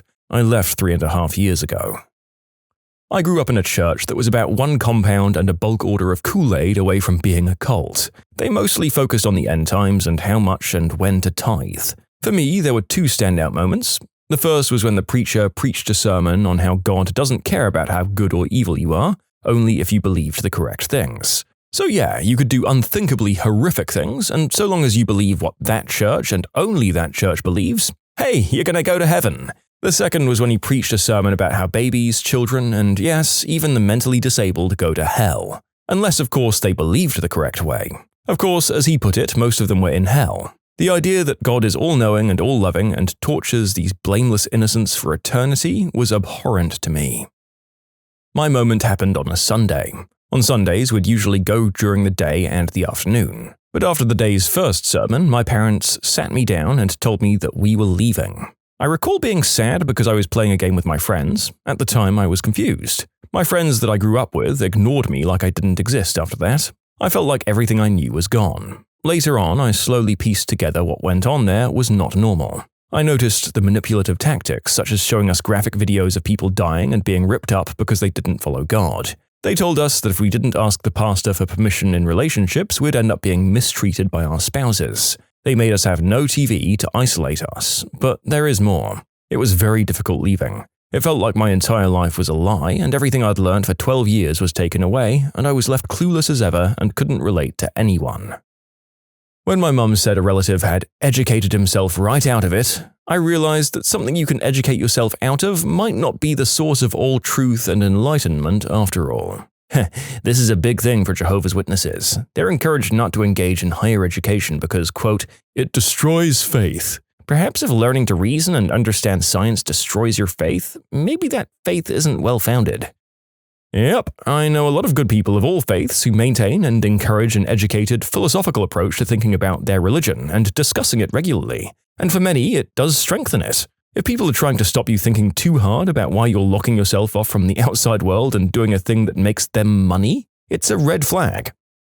There was a pregnant woman in our congregation who found out that her pregnancy was not going to be viable. She was not allowed to do anything about it. A few of us stayed with her during the home birth, and I can just tell you that nobody, not spectators and especially not the mother, should ever be forced to go through something like that. I can't ever forget that. That woman, she was never the same. But the church shamed her for her depression because they viewed it as her rebelling against God's plan. I ran away not long after that and found out how messed up my life actually was. You can submit your own stories to be featured here on the channel. The story submission link is in the description below. Don't forget to subscribe to Am I the Genius? I had a very intelligent friend. She also grew up in this cult. I remember her telling me one day how much she was struggling in science class because evolution made sense to her, but she knew it conflicted with her faith. She was in tears over it, saying that she needed to block it out. Yeah, that crap sucks. When my friends and cousins stopped being allowed around me when I started questioning things. There wasn't really one concrete, oh crap moment, but the first time I remember thinking, oh, this is BS, was how often people would be sentenced to hell for the most trivial reasons. Everything from an impure thought to cursing to sleeping in late. So one day I was discussing my future marriage with my mother, as all 11-year-olds in the sect did, and the topic of what I'd do if my husband potentially mistreated me came up, having witnessed frequent mistreatment and power play relationships by that point. I said, well, then divorce is okay, right? My mum said, no, divorce is never okay. But what if things get really, really bad, and it was the sort of stuff he should go to prison for? It's still not okay to divorce, sweetie. Well, then what should I do? Well, you pray for him and ask the Lord to help him see the error of his ways. The Lord can always work, and it's blasphemy to try to interfere with his plans by divorcing. And that's when I remember thinking, oh, bullcrap. When I was at a yearly conference at a megachurch in my state when I was 15, there were fog machines and laser lights during the so-called worship, and the power mysteriously went out as we took communion, which they said was an obvious indication that God was in our favor instead of just an overloaded circuit or someone pulling the plug. That's around the time I realized that you can trick anyone into believing anything, and I started doing research. I officially denounced the church when I was 17 and had seen enough. I am the daughter of a pastor. My big realization moment was when I was about 11, and my mother didn't let me wear a pretty dress to the Christmas service because red and black will make men look at you in a bad way. And I was like, what the frick, Mum? These people go to your church and you think they're creeps? I actually didn't say anything until I was 17 and on family vacation, and my mother told me not to wear my bikini that I'd snuck along because my dad and brothers were there. I asked her why. Did she think they'd attack me? I got banned from the pool that day. I refused to leave my room for the rest of the trip except for meals. That was the last time they had any kind of control over me. There were other moments building up to that rebellion. I think I really started to foster a dislike for it when my brother was called to be an usher every Sunday, but I was never picked, and we were a very small church. It was just passing around the basket for donations and taking it to the back, and I thought it was the coolest thing ever to be able to walk around while the service was ongoing and look super official. I volunteered once when they asked for one because the other guy who did it wasn't there. I was the only one volunteering, and they didn't pick me. We moved around a lot for my parents' missionary work, so me and my year-older brother were homeschooled and didn't have any friends. So we'd play together, and that usually involved a stuffed animal edition of Star Wars or a Littlest Pet Shop cityscape getting ransacked by an earthquake, all recorded on home video directed by yours truly. My parents decided that my brother playing with girl toys would turn him into a gay, so they dragged him off to Christian counseling once a week. We never stopped playing with the toys though, and he turned out to be gay anyway. There's also one last reminder of this period of my life to this day. Once upon a time, I was about 11 and about to get my first period. So my parents decided that now was the time for the talk. Except they gave me and my brother books. Great, no talking involved, I guess. This actually went pretty poorly. My books included an illustrated story about a princess who had a flower and a prince who fell in love with her and only shared her flower after they got married or something. I didn't really pay attention to that. I was rooting for the dragon. A second book detailing the hormonal and physical changes the human body goes through in order to mature. I was assigned one chapter a week. This was quickly tossed to the side as I had no clue what half of the medical terms in the book were, and I sure as heck didn't care enough to find out. On to the third. A picture book with a vague artwork portraying the story of a newlywed couple that ended up pregnant. As I was studying the only picture demonstrating the sacred doing of the deed, and thinking about what I knew of the male and female anatomy, I determined that these two people hiding under the unnecessarily large comforter were at the wrong angle for any kind of insertion to happen. I was mulling this over in my young innocent mind, and I decided that I needed to do some research of my own. I pulled out my trusty Nintendo DSi and I opened up the internet browser on it. I proceeded to type in a perfectly spelled pornography, that thing my mother once told me in passing that I should never look at, and I congratulated myself for my impeccable spelling ability. I picked the first website to show up, and I spent hours browsing through the various categories, doing my diligent research just as my mother had taught me. I was watching a demonstration of multiple men in leather when my mother walked in to tell me it was time for bed. I ended up putting a parental lock on the internet function so my mother could never check my history. Unfortunately, by the next day I'd forgotten what the password was, and that's the story of how my Nintendo DSi is forever stuck on one video. I've been too embarrassed to call anyone and get it unlocked. We've all been there. My Nintendo Switch, Steam Deck, phone, tablet, and work PC are all stuck on that same video, so who am I to judge? In seriousness, those books are a joke. What kind of parent just hands vague metaphors and strong medical terminology to a kid and just sort of hopes that they'll figure it out? This is why religious schools have the pregnancy rates that they do. If people are going to do it, at least teach them how to do it safely. My brother and I grew up in a cult family, not specifically naming anything, but it's since disbanded to my knowledge, though some of you all might know which town this happened in. Picture this, a rural town, middle of nowhere with only a handful of people. It was made very clear that outsiders weren't welcome, and we obviously didn't get many guests. The ones that stumbled upon it were lost. The town looked creepy as crap, so they cleared out fast. Contact to the rest of the world was non-existent, and we didn't have access to anything. No news, TV, anything. Here are some of the worst things that are burned into my memory. Live animal sacrifices were common. On special occasions, leaders cut these animals open, and followers were required to eat a piece of the heart. One time I threw up after the ceremony and was pretty ostracized. People got sick frequently, but weren't permitted to see a medical professional outside of the cult, but the doctors in the cult were absolute quacks. Education was handled by leaders and whoever they appointed. My older brother really liked dragonflies and other insects. Our dad would capture them and force him to pluck the wings off as a sacrifice. It was typical for the members to be doing the deed together, and for not all parties to be willing. The leaders and their favorites were allowed to commit to the unspeakable act, for example. My brother and I knew our real parents, but we were taught to treat every adult as a parent. They'd marry us teens and kids off informally to other people within the cult. When I say informally, I mean there was no government or legal work to back it up. We were just told that we'd be marrying this person and didn't have a choice. I had a romantic relationship with another teenage boy in the cult. I became overly paranoid because it was against our religion to be engaging in gay relations. For a long time I thought I was going to die since he disappeared one day with no warning. I still have no idea what happened to that kid, if he got out by ditching in the middle of the night like I did, or if something worse happened. I didn't look back. The night I left, I just kept going until I found a paved road and was picked up by a young man, and I can still picture his pickup clear as day.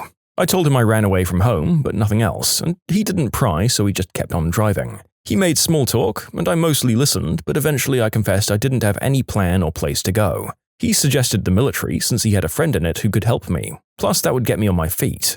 So I enlisted. I don't know what happened to my parents, but they're probably dead. I haven't seen my brother since that day. I have no way of contacting him if he's alive, and I don't even know where he'd be. I did enlist in the army, and the recruiter who got me in, the friend previously mentioned, worked his butt off with helping me get legal documentation. I gave him all of the personal information I knew of, and he reached out to hospitals in the state, and eventually a document with my last name and parents popped up. I was fortunate enough to be in a state that only needed a statement that said you were that person in order to get a birth certificate. The recruiter also helped me obtain a student ID so I could get the other documentation I needed, like social security card and stuff. Note that it wasn't an immediate transition from cult to military, though I understand why some of you might have thought that. Not me, but a friend of mine lived in a Bruderhof community in the UK. It's not technically a cult, but it's very cult-like, and they basically live like most cults. After leaving the cult, he told me about many oh crap moments, like discovering basketball, computerized music, video games and stuff. My favorite was when he told me about discovering cartoons. He had no idea that it was possible to make drawings move. For him, seeing a cartoon for the first time at 17 was like a substance trip. Not quite a cult, but when the pastor started talking about how God was sending Hurricane Katrina and all these mass firearm tragedies as a punishment for legalizing gay marriage and not praying in schools, that was it for me. For me, my oh crap moment was when I came forward about dating a girl outside of my cult, and the leader told me that if I wanted to date, he'd provide me with a list of girls in the church I could go out with. That was the final straw for me, and so a week later, when I was 18, I was kicked out, homeless and disowned. Urban exploration fail. The scare that made me end my hobby. Broke into an abandoned house in the village I grew up in England back when I was a teenager, maybe like 15 years ago now. I was with a couple of friends, but I broke off by myself and I ventured upstairs. When I turned at the top of the stairs, I saw a figure standing in the darkness just staring at me. I bolted out of the building as quickly as I could and my friends heard me and panicked, so they weren't far behind. I went back there a couple of weeks later with a bigger group to prove my story, and to my embarrassment, it was a tall mirror at the top of the stairs. The figure I saw was me. Yeah, not my proudest moment. Well, when I went, a homeless guy with a knife said I shouldn't be there, and I agreed. A group of us went into an old abandoned care home. We got in legally. It was pitch black, and I mean the kind of darkness where you can't see your hand in front of your face, even when you let your eyes adjust. Fortunately, we had a few light sources with us. After walking around and finding copious amounts of evidence that there were squatters staying there, not at the time of our arrival, thank God, we found ourselves standing in a room filled with graffiti, but not graffiti from a paint can. This was spelled in dried blood and excrement. The stench was horrendous. We got out of there so quickly, and we've never been back since. I used to walk around an abandoned building near a forest which was initially a child hospital in the 70s. It was a refugee housing in the 90s and a language school for Chinese students until 2007. Since then, it was abandoned. The students left quite suddenly, so I found diaries, certificates, and even food. It was interesting since the place wasn't vandalized at the time. Once I was inside the building again, I realized someone else was walking upstairs. I never left a place so fast. I jumped over the gate and headed to my car. When I reached there, a police car stopped in front of the building and the two officers jumped over the fence to enter it. No idea what was in there, but sometimes I wonder if I avoided more than just a report for trespassing. Danvers State Mental Hospital. Stumbling across an overgrown graveyard full of tiny little headstones with nothing but patient numbers. No names, no dates. The overwhelming inhumanity that all these nameless graves represented hit me all at once. I'm not easily frightened, and exploring an abandoned mental institution in the middle of the night had been an exciting adventure until that discovery. Even then, I wasn't afraid. Deeply saddened and nauseated, I lost my curiosity. I felt ashamed to be intruding on a space that had seen levels of human cruelty and suffering far beyond what I could ever imagine, so I left and I never went back. I have gathered that place has a bit of a special reputation for its overcrowding and the lack of humanity showed to its inhabitants. Honestly, sounds like an awful place. I used to work for a guy renovating houses. He'd buy these complete dumps for like 5 to 10,000 that had been abandoned for years. We'd fix them up and he'd rent the houses out. His daughter would go to houses to take pictures after he bought them, since he'd buy a lot of them sight unseen because they were so cheap. One house she went to take pictures at and she was kind of creeped out by the basement and didn't want to go in. She just opened the door, leaned in, reached her arm out and took a picture. When her dad reviewed the pictures, he saw a man standing in the basement about 5 feet from the camera, staring directly into it. Oh! Found a dead deer on top of an old grain mill. All of the stairs were removed so people couldn't climb them. Getting up there was hard enough without carrying a deer carcass on your shoulders. I think about that all the time. Do you think it was a cougar? No, I doubt most middle-aged women could get up there that easily. I found a bottle of some liquid in an abandoned drive-in theater building. I knocked it over, and the concrete started smoking, and we got nosebleeds instantly. Still no clue what it was, but we got the F out.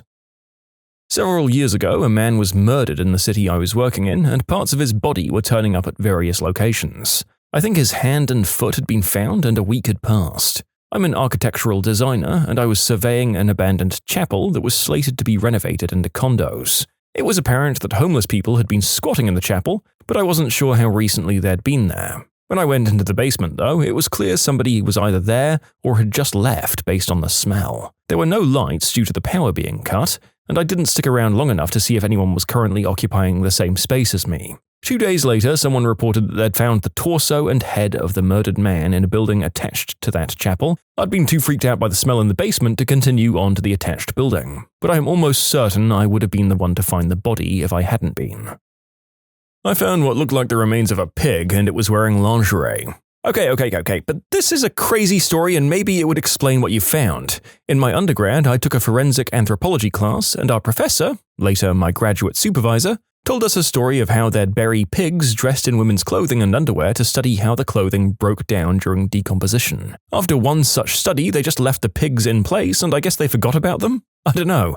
Anyway, the story goes that the location they used was just outside the city and was due to be developed into a shopping center. Needless to say, the developers found the pigs, said, "What the frick?" and called the police. Luckily, my professor is also the forensic anthropologist for the police and was able to explain things to them pretty quickly. Weird day for those contractors, I guess.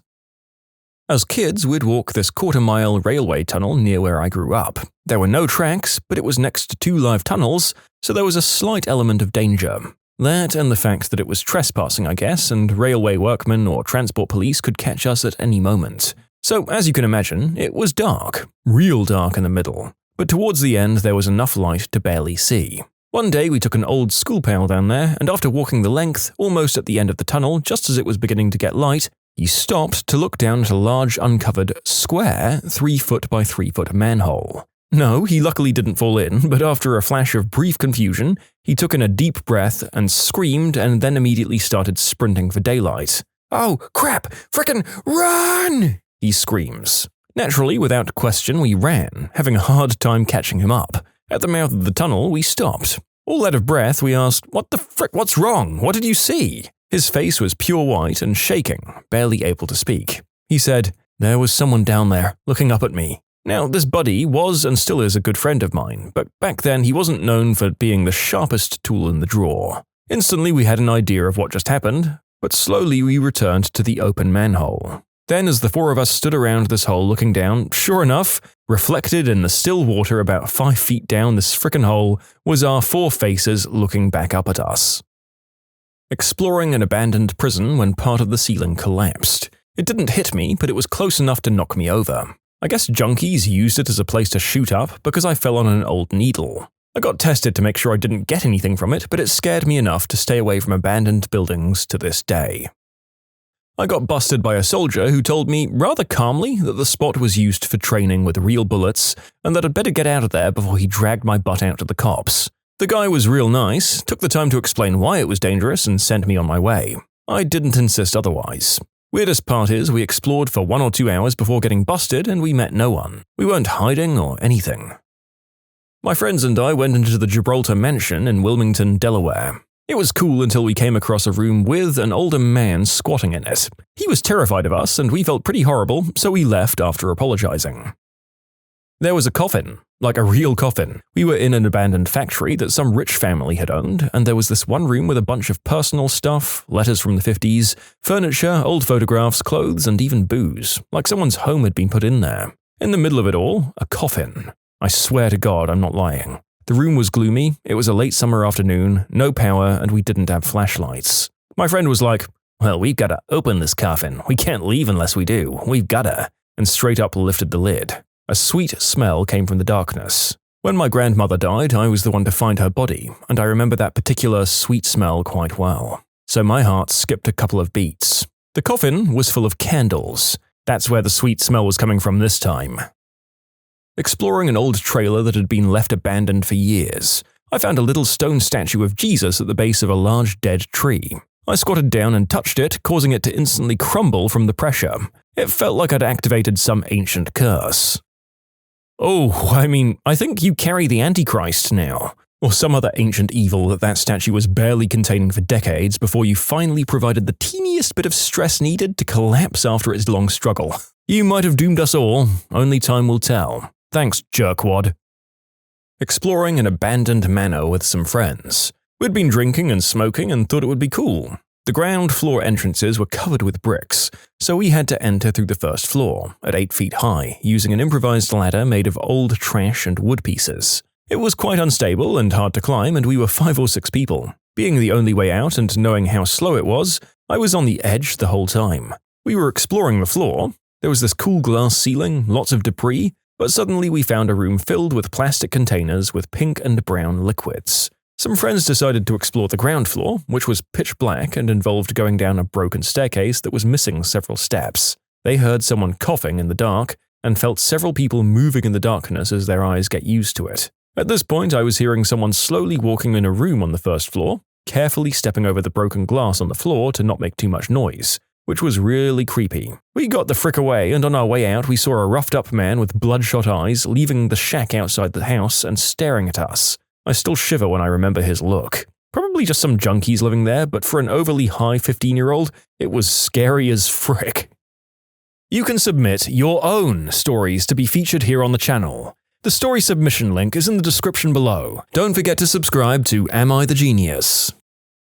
Wow, I can't believe I finally have a place to tell this story. When I was in middle school, we went upstate in the summer. There was an abandoned house in the woods that we explored.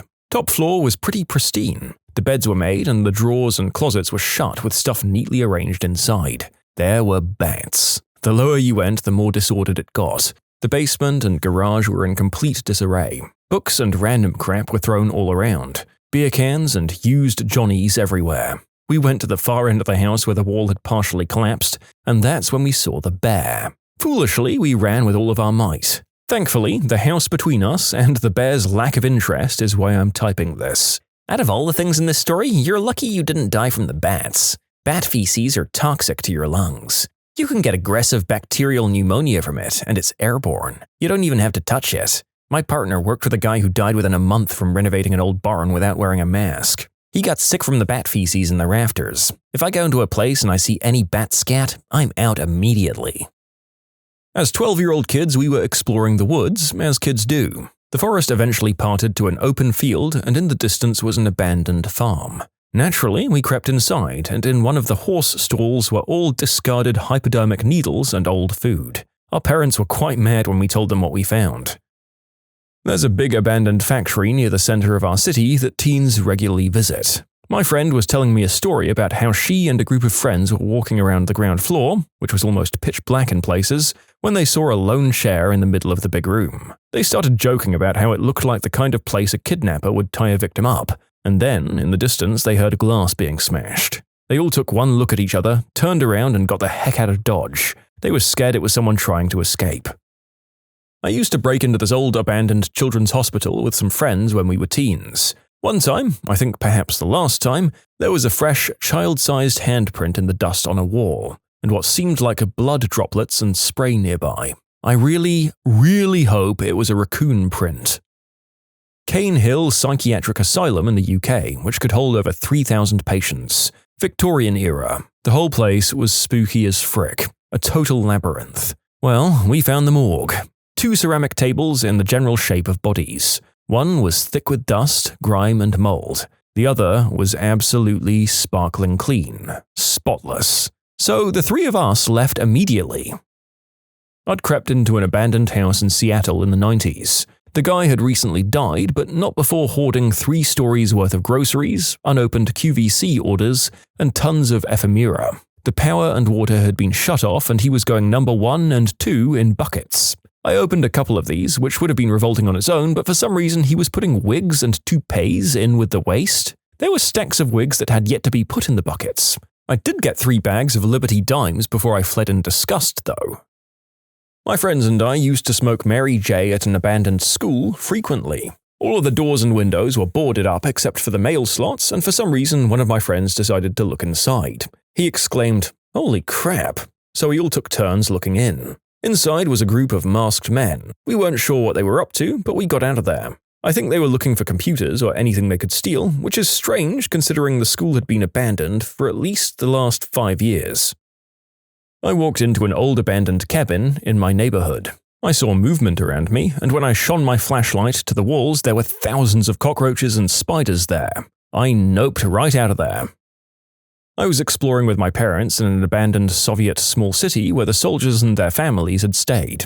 It was getting dark because of the coming storm. I found a basement and thought to just take a fast look into it. It was really dark, but I heard my mum saying on the other side of the basement corridor that she found something and I should see it. I just asked where she was, and then I heard my mum again from behind telling me to hurry up because the storm is coming and it started to rain.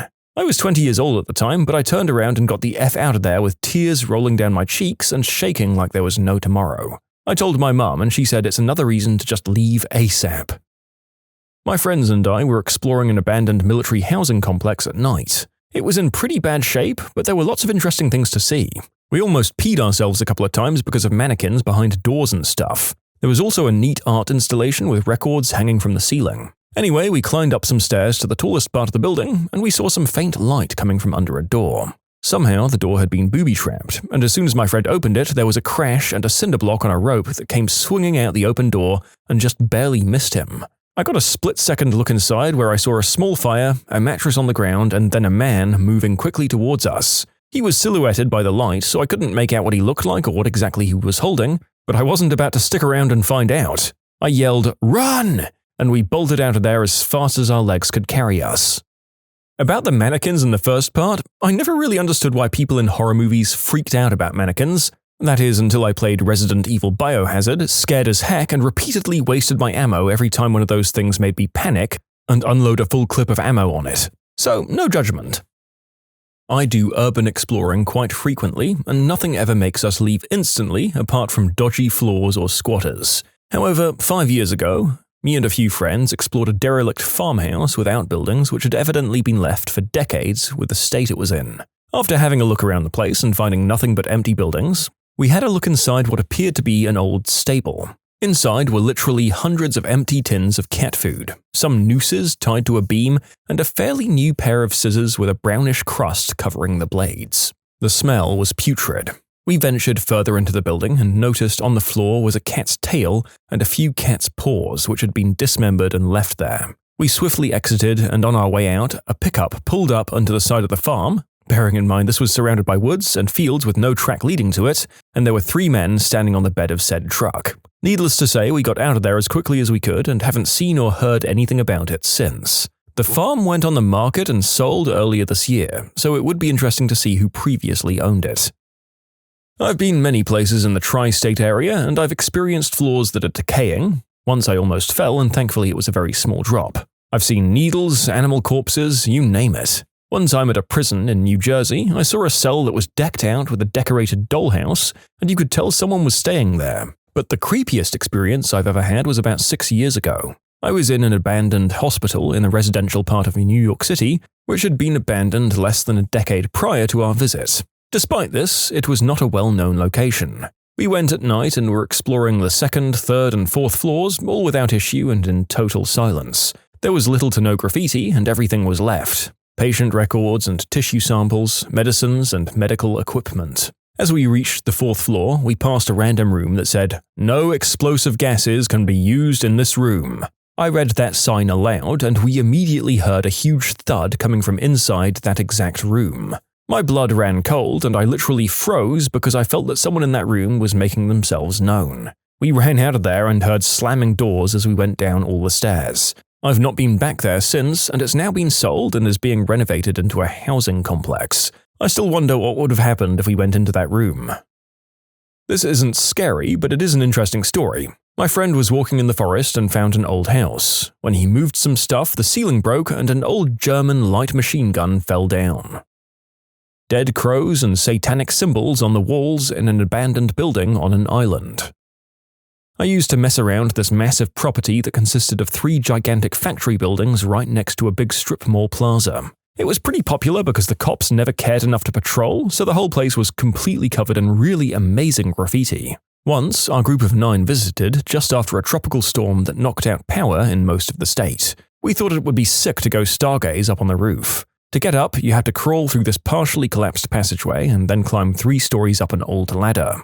A few minutes after we all got up, a waterlogged section of roof started collapsing, and we all had to scramble on top of each other to get down the ladder, with a few people basically falling partway down. We managed to crawl out of the passageway part just as some metal parts of the roof started crashing down. Decided we probably shouldn't stick around and find out how much more water damage the storm had done. Still continued to visit for several years until the property changed hands and a security guard was hired to watch it, but never dared go on the roof again and definitely never went after rainstorms.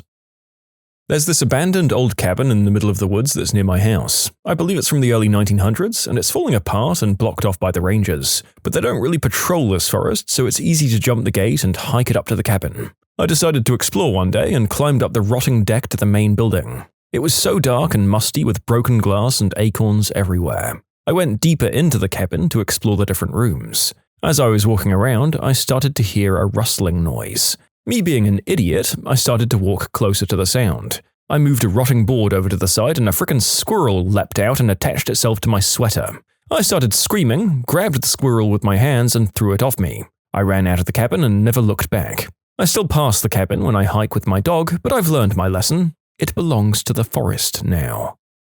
Fake? Impossible? Nope. The insane truth about me that nobody believes. I built a 13-foot-tall T-Rex with Christopher Walken's head, and New York Magazine called it highbrow and brilliant. My dad's name is Luigi, and my uncle's name is Mario. They're brothers. Oh, and my dad, but not my uncle, is also a plumber. I grew up on the wrong side of the river and was considered by all to be the town loser, and went to work as a janitor while still in high school. Then, in my 40s, I set a goal for myself, while still working full-time, to take one class at a time until I either graduated or died, whichever came first. At age 49, I finished my Bachelor's of Science degree, at age 52, my MBA, and at age 61, my PhD. Never let the arrogant elitists define who you are or what you can be. I died first and then was born. During the cesarean to bring me into the world, there was some pretty major complication on my mother's end. She started bleeding pretty badly internally, and I was submerged in red and couldn't breathe. When I was removed, the doctors tried to get me breathing, but couldn't. I was declared dead. My mother was still unconscious, but my dad was brought in to say goodbye to me. He held me in his arms and was saying goodbye, when out of nowhere I started coughing up red and screaming as babies do. Apparently, it was the weirdest moment in my dad's life, being abjectly terrified and overwhelmed with the joy that I was alive. It's my favorite story to tell, because weirdly it takes some pressures off on birthdays. I don't do well with too much attention by family or friends, but celebrating my death day doesn't bring people the same connotations. My great-grandma ran a brothel back at the turn of the 20th century.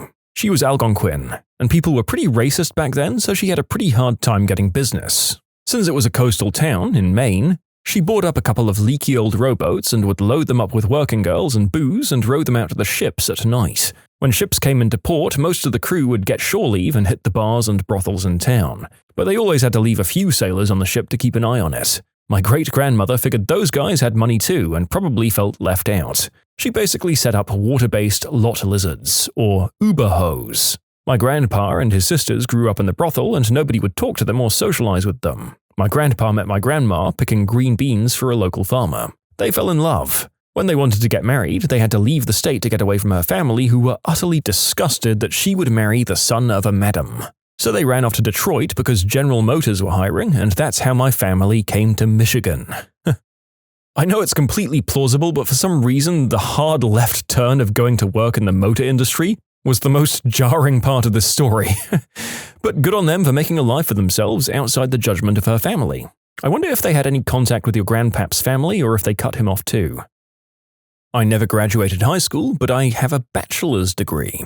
I was homeschooled, and my mum never went through the legal steps to actually get me a real diploma, so she made one in Photoshop that was then used to get me into this podunk community college that didn't verify it. From there, I got my associate's degree, which I then used to get into a decent university where I got my bachelor's. I homeschooled and didn't have a legit transcript when I applied for college. I made one on my computer, and they accepted it. I was shocked. I am allergic to lettuce, like I carry an EpiPen allergic. I was once sponsored by the Crunk Energy Drink Company for sailing. I imagine I was the only sailor on their list. I literally just emailed them saying that I sailed and asked if they wanted to put stickers on my boat. They sent me a few cases of the drink, t-shirts and hats, the works. My car was known as the Crunkmobile. In Minnesota in the 70s, I was 16, taking my driver's test. Nervous as all heck. A highway patrol officer was the road tester back then, which was even more nerve-wracking. But I thought I was doing pretty good the whole time because I had lots of practice with my parents. Then, towards the end of the driving test, I was at a T intersection across from a hospital, and I was hesitant to turn onto the road because traffic was busy. I could tell the officer was getting a little impatient, but he was nicely telling me to be a little aggressive. Suddenly, at the hospital across from us, somebody pushed out a screen from a window on the 3rd floor, a psych ward. A woman jumped out the window onto the garage roof underneath and then jumped to the ground and ran across the road right by us. The officer had me turn around, I was in my mum's car, and chase the girl through the neighborhood. When I'd pull up to a stop sign during the chase, he'd say, "Go, go, go, just go through it." After a while, when she started to get away, he gave up with me being the chase driver and told me to head back to the DMV office. I was a complete shaking mess at this point, ready to accept the fact that I wouldn't get a license anytime soon. Devastating for a 16-year-old boy. He grabbed my score sheet and said, "You passed," and handed it to me. I got an 88 score. He ran to his highway patrol car and tore off to continue the chase. I went into the office a complete mess. My mum was already really nervous because we were gone so long, and then she saw me looking like a ghost. She asked, "What happened?" I told her I passed and then told her the story on the way home. She wasn't amused and pretty teed off at the highway patrol guy. When I tell the story, I say, "No BS, just ask my mum." My great-grandfather worked in the textile business and started importing rayon fabric from Japan in the late 60s and 70s. Keep in mind this was during the early days of synthetic fabrics, and traveling to Japan wasn't all that common. On a business trip, he met some Japanese businessmen who were selling newly designed transistor radios. His contacts wanted to set up an exclusive import agreement for their electronics to North America. But my great-grandfather declined because how many of those radios could you possibly sell? Turns out that was a short-sighted business decision because that company was called Sony Electronics. He turned down the exclusive import contract for Sony. On the other side of the family, my Canadian relatives walked away from 100 acres of land in Alberta during the Dust Bowl and Great Depression. They decided it wasn't worth paying the taxes on their land. Turns out that land was right in the heart of the Alberta oil deposits. Also, on my mother's side of the family, they used to have a citrus orchard near Los Angeles. They sold it cheap to some land developers. That farm was right at Hollywood and Vine. So my family on both sides is bad at seeing long-term investments. I took my mother for a surprise trip to New York City. She got married to my father there in '68. The surprise was manufactured by way of telling her we were going to Australia. We live in New Zealand, so a trip to Australia is not a huge deal, it's the kind of thing you'd do for the weekend. And therefore, my mum packed her bag and bought her passport. We got to the airport and I said, "Surprise! We're going to New York!" And she cried her eyes out with delight. When we arrived on our first morning, I said, "Okay, what do you want to do?" And she said, "When I was last here in 1968, the Twin Towers weren't complete, so I'd like to go to the top of them." "Your wish is my command," I said, and off we went to the World Trade Center. That was the afternoon of September 10th, 2001. Suffice to say, there was a particular poignancy when we looked out of the window at around 8 a.m. the next morning. I was at a store when Tony Hawk was signing autographs. I was only 10 at the time and was a huge fan. One of his early video games had just come out. The store had a couple of TVs on the wall and some video games to play. Being a kid, I waited for one controller to open up and someone to leave. A kid ended up leaving and I grabbed the controller and started playing and minding my own business. A couple of minutes later, the store wanted to grab photos of Tony playing his own video game. He came over and grabbed the second controller and began to play multiplayer with me. Probably played for like 10 minutes. The bonus was it was also my 10th birthday, so I played Tony Hawk Pro Skater with Tony Hawk on my birthday. Once in college, I applied for a job at the library help desk. I figured I'd help people find books. Didn't give it much more thought than that. During the interview, I aced all of the customer service questions. Then they asked me whether I knew how to defrag a hard drive. Cue alarm bells in my head, but I kept my calm outwardly and said, "No, but you can teach me." I worked in IT for 3 years by accident. They were too nice to fire me. I found out my father wasn't my biological father in 10th grade biology class. We were learning about blood types and traits. I raised my hand thinking I was a smart aleck. "Your chart isn't accurate. My dad has AB negative and I'm O positive." My teacher said, "I think your mom has some explaining to do." And we all chuckled. Turned out he wasn't my father. My husband, I'm 30 by the way, who's been my best friend since I was 7. He was the new kid at school and I walked up to him and said, "We are going to be best friends." He said, "No we aren't, leave me alone." I bugged him every day for 2 weeks before he finally said, "If I'll be your friend, will you shut up about it?" And we were married 20 years later. I proved his butt wrong. I saw the former Prime Minister of Poland in his underwear. It is wild that you just posted that with zero context and didn't even provide any explanation in the comments following that. Honestly, I kind of respect the way you just threw that into the world, dropped the mic and walked off, leaving us with a sense of curiosity and faint longing. A horse threw me in the air when I was a child, but I wasn't on his back. He grabbed the skin of my back with his teeth and yeeted me. God, horses are jerks. I had one bite my back and stomp on me. My mom didn't believe me until she saw the teeth marks later. My dad kidnapped me and took me to Singapore for very malicious purposes. I'm sure you could imagine. I was 15 and my dad literally had fake documents and suitcases filled with random clothes. When we got there, we went to a sketchy hotel, and after 15 minutes, he went to the bar, and a bit after that, some guy just walked in. I was confused, but he began muttering, saying I was too pale and too old, and he left. I called my dad, but he didn't answer, so I climbed through the window and went to the police. They put me on a plane home that same hour. I don't really tell people because it's a bit of a crazy story and sounds made up, and hence why I'm posting it here, but yeah. You can submit your own stories to be featured here on the channel. The story submission link is in the description below. Don't forget to subscribe to Am I the Genius? I was a rocket scientist. I worked on the 114 AGM. The science was verifying rocket bodies. The backbone of science is to repeat experiments. My job was to make sure we were going to get the same result every time. People call me a liar all the time because their idea of a rocket scientist is Von Braun.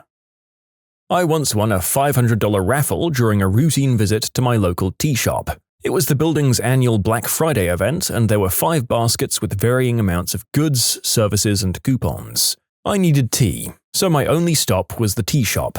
It cost me $20 to fill my tins, but they said raffle tickets were given out after a $25 purchase. I said, screw it, and got a hot tea for me and the woman in line behind me. Ended with that one ticket. I got a call a few days later saying that I won the top prize basket. When I went to claim, they asked about my purchases.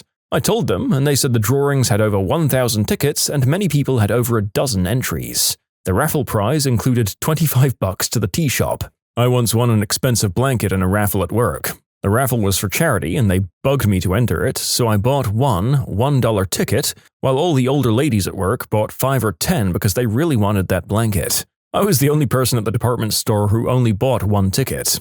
This was in the early 90s and I was only making $4.10 an hour, 20 to 25 hours a week, and that dollar came out of my gas money. The day of the drawing, I sat in the break room and as I passed by the blanket I thought, I better not forget to take that home tonight.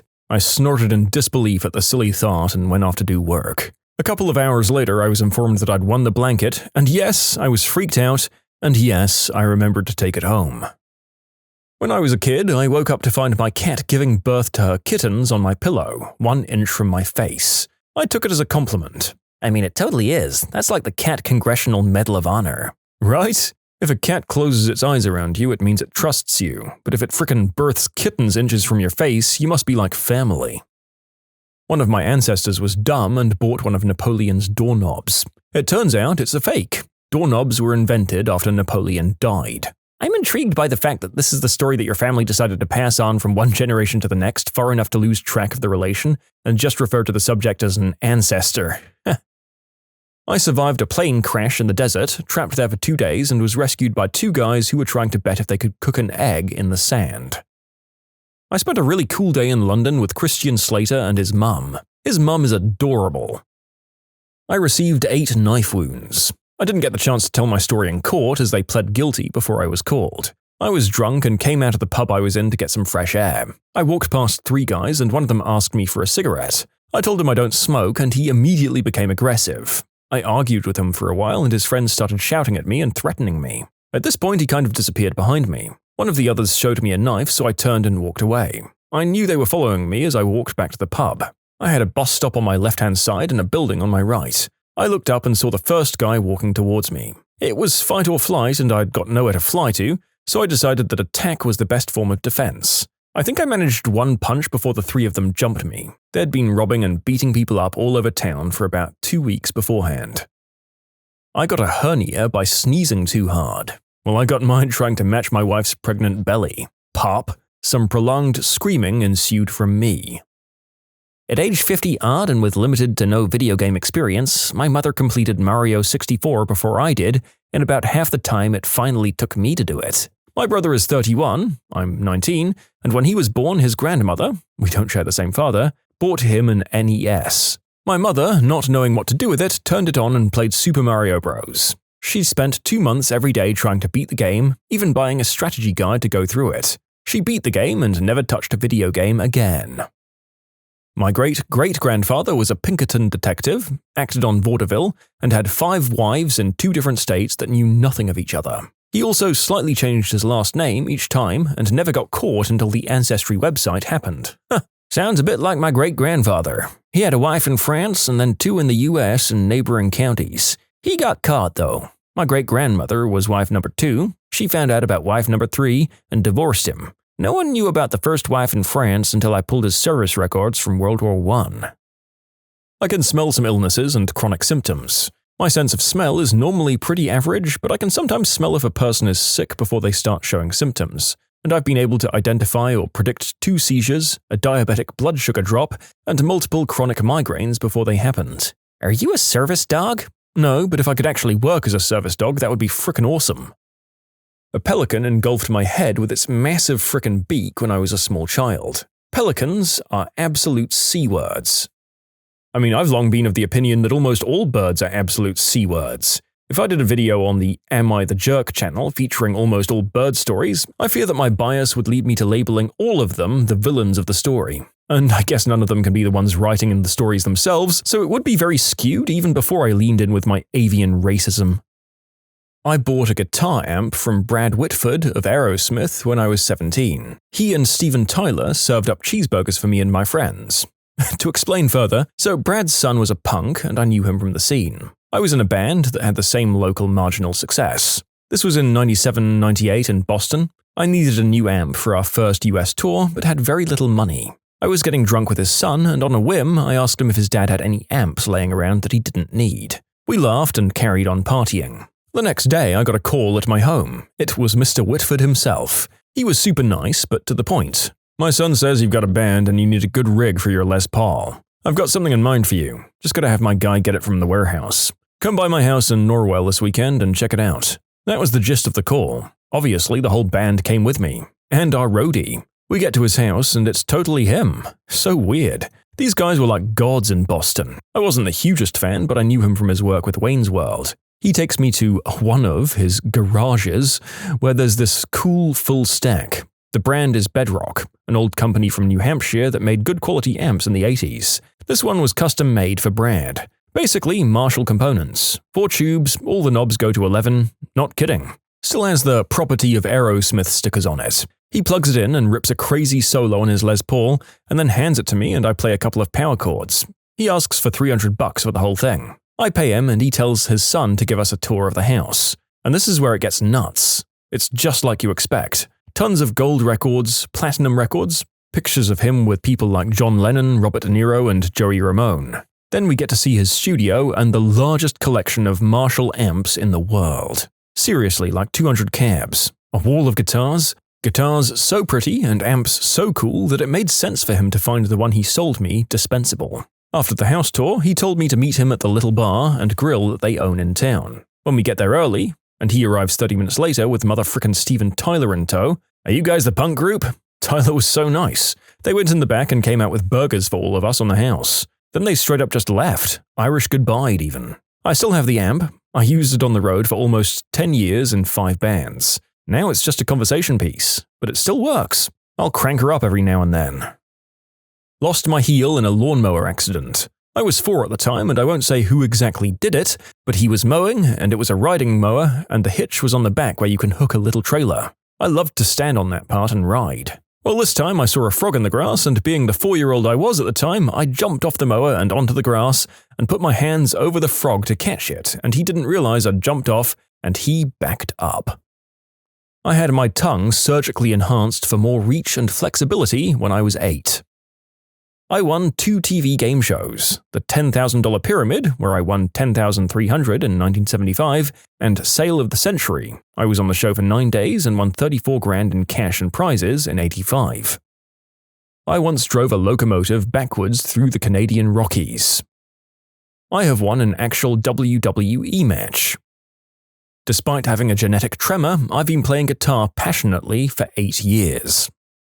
Arrested and spent 3 days in a holding cell for a crime that I didn't commit, about a year after the whole matter was done and dusted with. Mind you, I say I didn't commit the crime, but I was involved in the story from start to finish. So my wife and then girlfriend and I had eloped. We crossed over 3 states in India over a 5-day period to get married. My father-in-law, and then mortal nemesis, was a well-connected man. He got in touch with his contacts in the police department to try and get a hold of us and filed a formal complaint as part of due process. Long story short, we got married. The rather inept police couldn't find a couple of 21-year-olds. Over the next 4 months, all of it was sorted out. First we were vilified, then the parents were mollified, and life went on. But in the beautiful ending to that story, my father-in-law forgot to retract his complaint. Fast forward to our first wedding anniversary, and we were taking a flight out of the country for a celebratory vacation. From Bombay Airport, India, to Dubai Airport, the United Arab Emirates. I was flagged at immigration and was taken across to a cell where I was duly arrested. My crime? Kidnapping. I was being accused of having kidnapped the lady I was now married to. Taken to a cell whilst my wife tried to explain the misunderstanding. The old C-word of a cop told her, "Mom, don't worry, we know how Stockholm Syndrome works. You're safe now," etc. And this was on a Friday evening. Due judicial process was followed and I was released by the judge on the following Monday. Your 20s? They're lying to you. The dirty secret about aging that nobody warns you about. Let me tell you, the years go by a lot faster, and not in a good way if you stop challenging yourself with new experiences. The more that you're comfortable putting yourself in positive but uncomfortable situations, the more the years will still go by like they did in high school, and not at warp speed. Here's a tip that helped me with this. Keep a small journal and write down the highlights of every day. It doesn't have to be long, maybe like 2 or 3 sentences. If you look back on it, you'll realize how many things you just forgot and how much time has actually passed. Marry based on thoughtful connection and not hormones. Having more children is not marriage therapy. One of my pastors warns couples that he's going to marry that children are great and a huge blessing, but they're also out to destroy your marriage, so procreate wisely. Injuries. That crap is cumulative. I'm 40, I had a bad back injury 5 years ago. I have to do so much more core work to ensure that my back has appropriate stiffness to protect against further injury. It's been unpleasant, to say the least. I'd rather have broken my legs. The nerve sensitization and the body's protective mechanisms means that I often trigger a cluster of annoying symptoms. A diet consisting mostly of junk food and too much sugar. And no, it doesn't matter that, but I don't gain weight. This might be the least of your problems. Everyone gets disabled at some point, even if temporarily. Think recovering from surgery, broken limb, or car accident. Enjoy your favorite things now because you may not be able to do them later. Your health and mobility are gifts. Protect your hearing. Wear earplugs to live music events and don't turn your headphones all the way up. Tinnitus is a real witch. It sucks and there's no cure. I was hoping to see this nearer the top. The firing of rifles, rock concerts, and career in auto repair has just destroyed my hearing. I don't do any of the three anymore, but the damage is done. And it's a crappy feeling when people close to you get frustrated when you can't hear them properly. You heard it here first, folks. The things that make you look like the biggest dork are the things that you'll thank yourself for the most later in life. Those hiking walking poles, earplugs, ultra-high-grade sunscreen, orthopedic shoes, braces. My God, it's just not fair. Oral hygiene and taking care of your teeth. Dentist here. The single biggest piece of advice I can give is to make sure you brush your teeth before you go to bed. That is the most important time. You'll have fewer cavities brushing once per day at night than you will if you brush 20 times a day but go to bed with food on your teeth. That and get x-rays taken. Most severe cavities have no symptoms, and you can't see them without x-rays. $85 for a set of bit wings will save you 10 grand in more invasive treatment. I'm 34 and 100% I repeat what this guy's just said. I hated going to the dentist. Left home at 18 and decided, screw this, I don't have to go anymore if I don't want to. 10 years I didn't go. I had to cave when I was in so much pain. I ended up paying about £2,500 for corrective work. I have a couple of back ones missing now, and they're not as wide as I'd like them, but at least they're healthy. A few more years and I probably wouldn't have any teeth left. Now I go every 6 months as well as hygienist visits. Haven't had work since. Your body will remember what you did. I'm a doctor. It comes up a lot. It knows what you did 20 summers ago.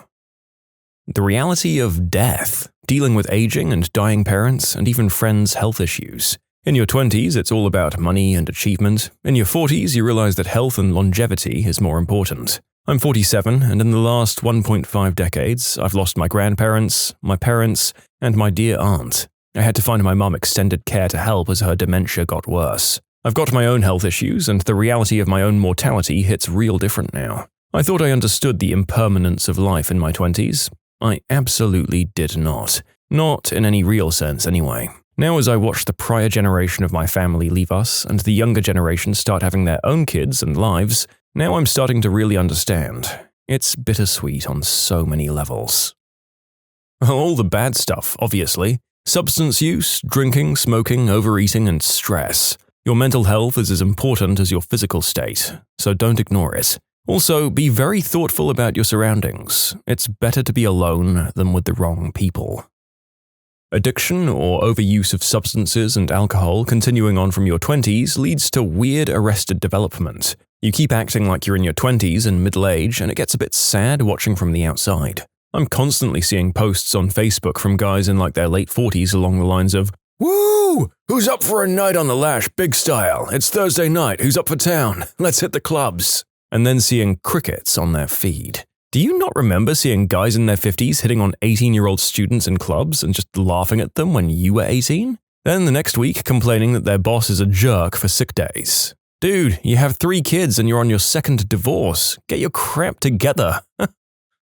It's okay to be single. You don't need to be in a relationship. Surround yourself with good friends and a support network. Being with the wrong person can have a devastating effect on your life. The sun. Wear your sunscreen, hat, and sunnies. Also, don't overdo the activities. If you don't stay active, you will gain weight. It's not a metabolism thing in your 40s, it's a lack of activity or being sedentary thing.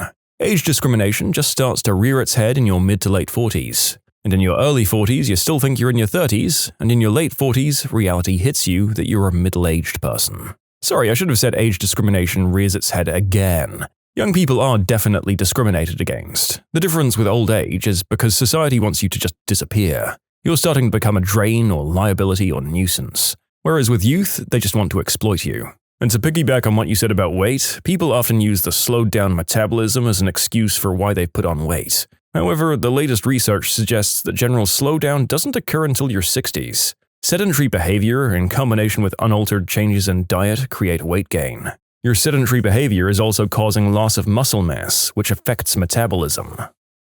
I am 45, and so many people that were important in my life are dead. All my grandparents, many aunts and uncles. My parents are getting older and slower, and it's a bit scary. It's not all bad, and I'm happy to be alive at 45, but at this age, expect many people you know to be dead. You still have your parents? Lucky. That would be my advice to younger people.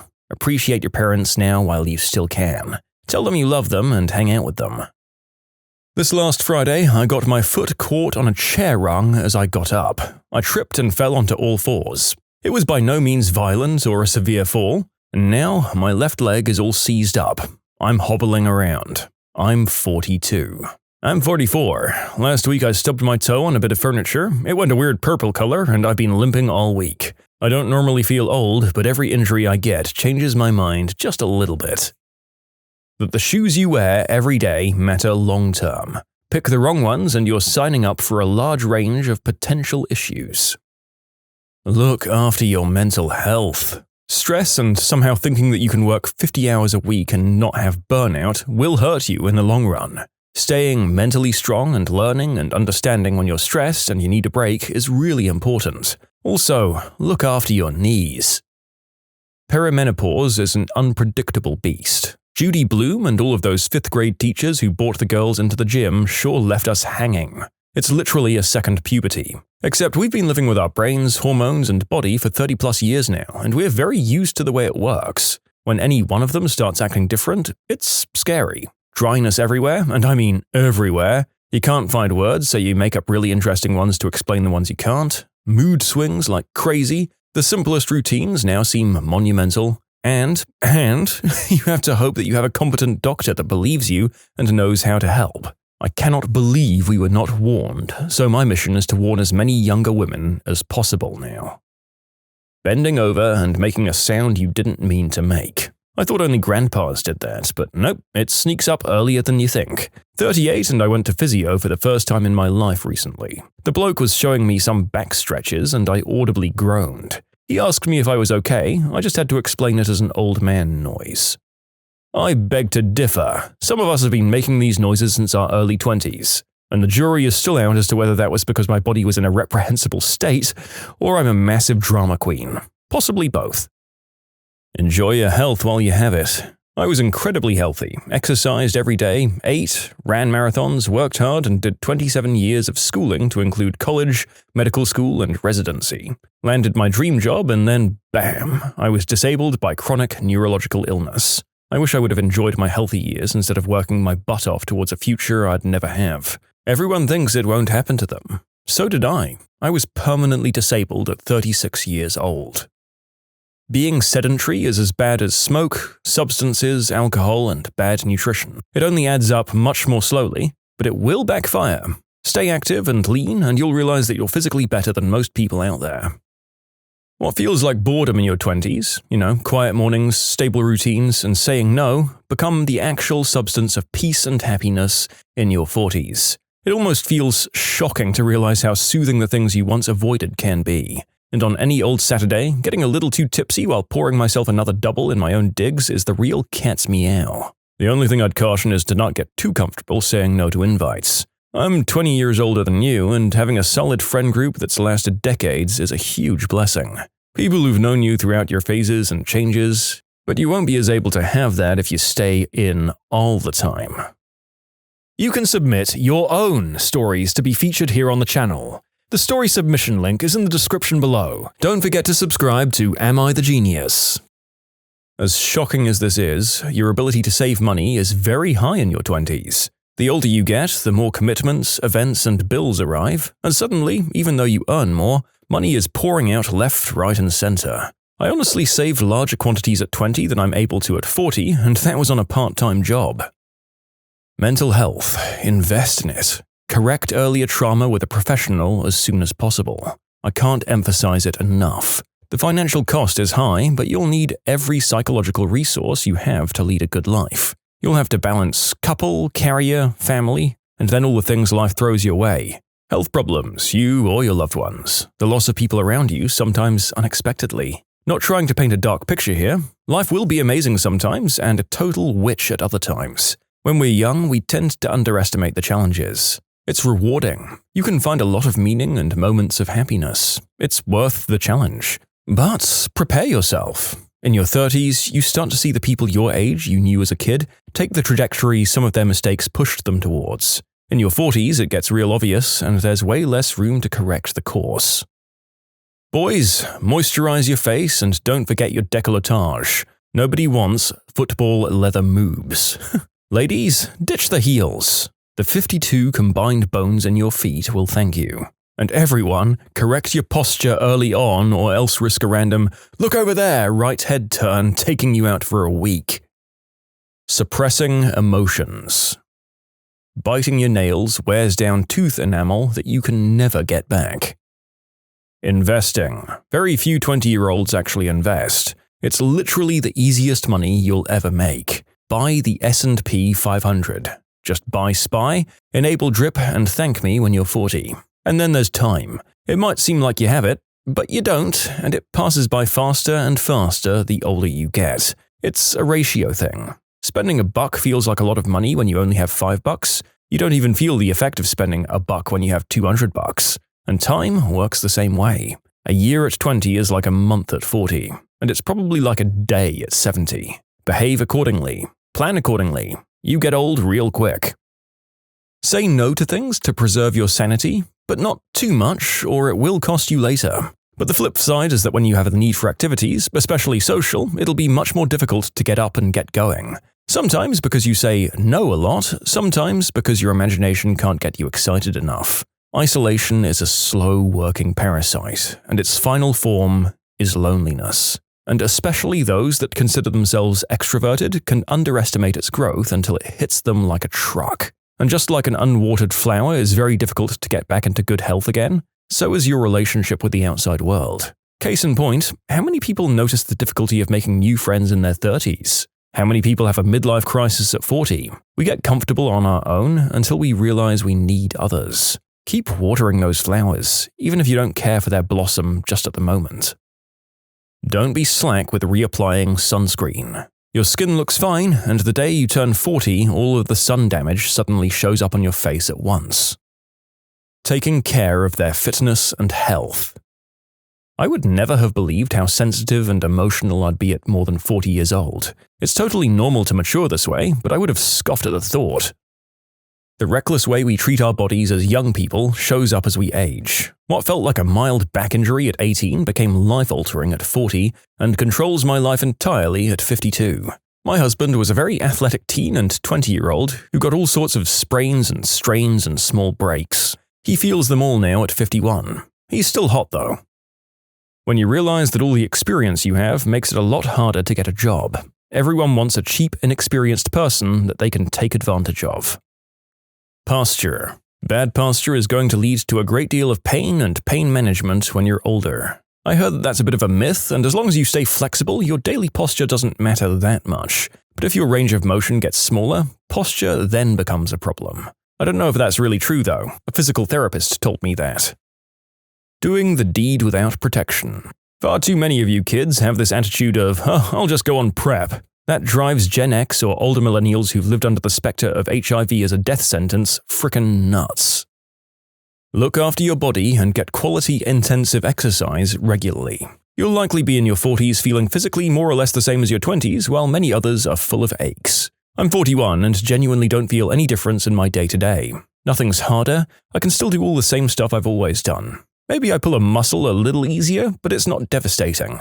I've worked a very active job for 17 years. I'm sure it'll wear me down eventually, but for now I think it helps that I've never been able to be sedentary. While mostly true, I do find that I absolutely cannot behave like I was 20 because I simply don't recover as quickly or easily. Push yourself a little too hard in the gym? That tendinopathy you've just developed is going to take 6 months of physical therapy to get back to normal. I feel that. If anything, I'm in much better shape than my 20s, and oh boy, do training or motion incidents lay me out for like a week or more on the odd occasion when they do happen. It's not fun. I'm surprised nobody else is mentioning this. Dependency on digital technology and social media. Once you hit your 40s, things that matter are integrity and authenticity, problem-solving skills, resourcefulness, and direct life experience.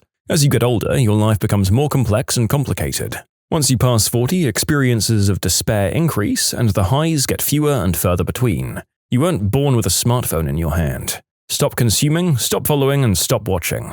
Stop doom-scrolling and recording all of your experiences for attention and internet clout. Put down your phone and get out and experience life directly. Make connections, show up and pay attention to your friends. Trust me, when you're in your 40s, what you did or didn't do in your 20s starts becoming important. The route to wisdom you have in your 40s and 50s starts when you're in your 20s. It hits you suddenly and feels like it hits in the space of a month or two. One day, the aches and pains aren't a sign of overdoing things, it's just how you are now. You might be the same weight, but the fat has shifted and your face is now an older one. Bad financial decisions. If you don't wrap your head around your finances, they will haunt you throughout all of your adult life. Making minimum payments on your credit card debt won't make it go away. Taking out another student loan to continue school because you're lost won't magically give you a lucrative job. Spending all of your money because you have to live life a little will steal years from you later down the line. Having toxic people in your life is incredibly destructive to your mental health, but you actually can just get rid of them. There are countless other people in the world who can be your friends in more constructive and respectful ways. Don't be afraid of changing your social life. 50s here, but screw it. Brush and floss your frickin' teeth on the daily.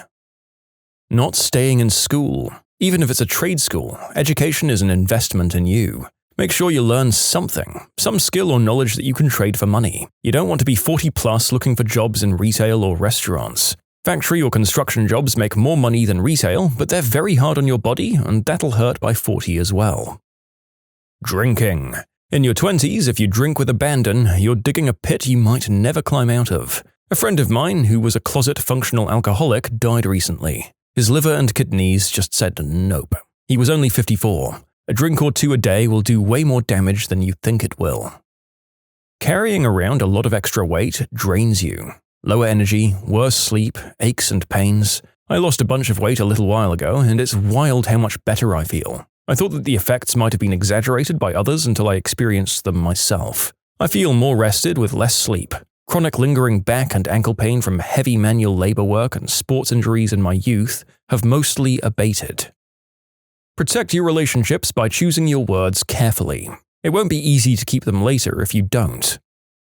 Stop frickin' drinking alcohol. It ruins every part of your body and mind. Get a life and learn to have fun and be interesting without it ASAP. Hang out with friends so that you keep them. Travel to build memories. Meet girls or guys to do the deed or have relationships with and work out what you want. Taking care of past trauma. It'll build up and then finally explode as you get into a healthy relationship. Logic. The art of saving money without spending it unless absolutely necessary. The confidence to say the word no to fellow humans when required. Purchasing land parcel, however small, gold and silver. Stop lending money to friends. Fitness, learning to dance, and learning to play one musical instrument. Being fit is not just about weight, dress size, and attractiveness. You want to be able to move without being in pain in your 40s? Get into the habit of doing 10,000 steps a day, every day minimum. Be an active person. I'm trying to start this now at nearly 50, and guess what? It's frickin' nearly impossible. Physically, mentally, everything is a Sisyphean undertaking. From besties to enemies. The shocking betrayal that ended a lifelong friendship. She started routinely paying rent weeks late, and blocked me from her social media so she could secretly post about going to concerts and music festivals with her rent money. I'm currently dealing with this with my roommate at the moment. She thinks we're the bestest of friends, but then can't pay the rent for weeks after it's due, and never does the one chore that we ask her to do, the dishes. She's currently a month late on her rent.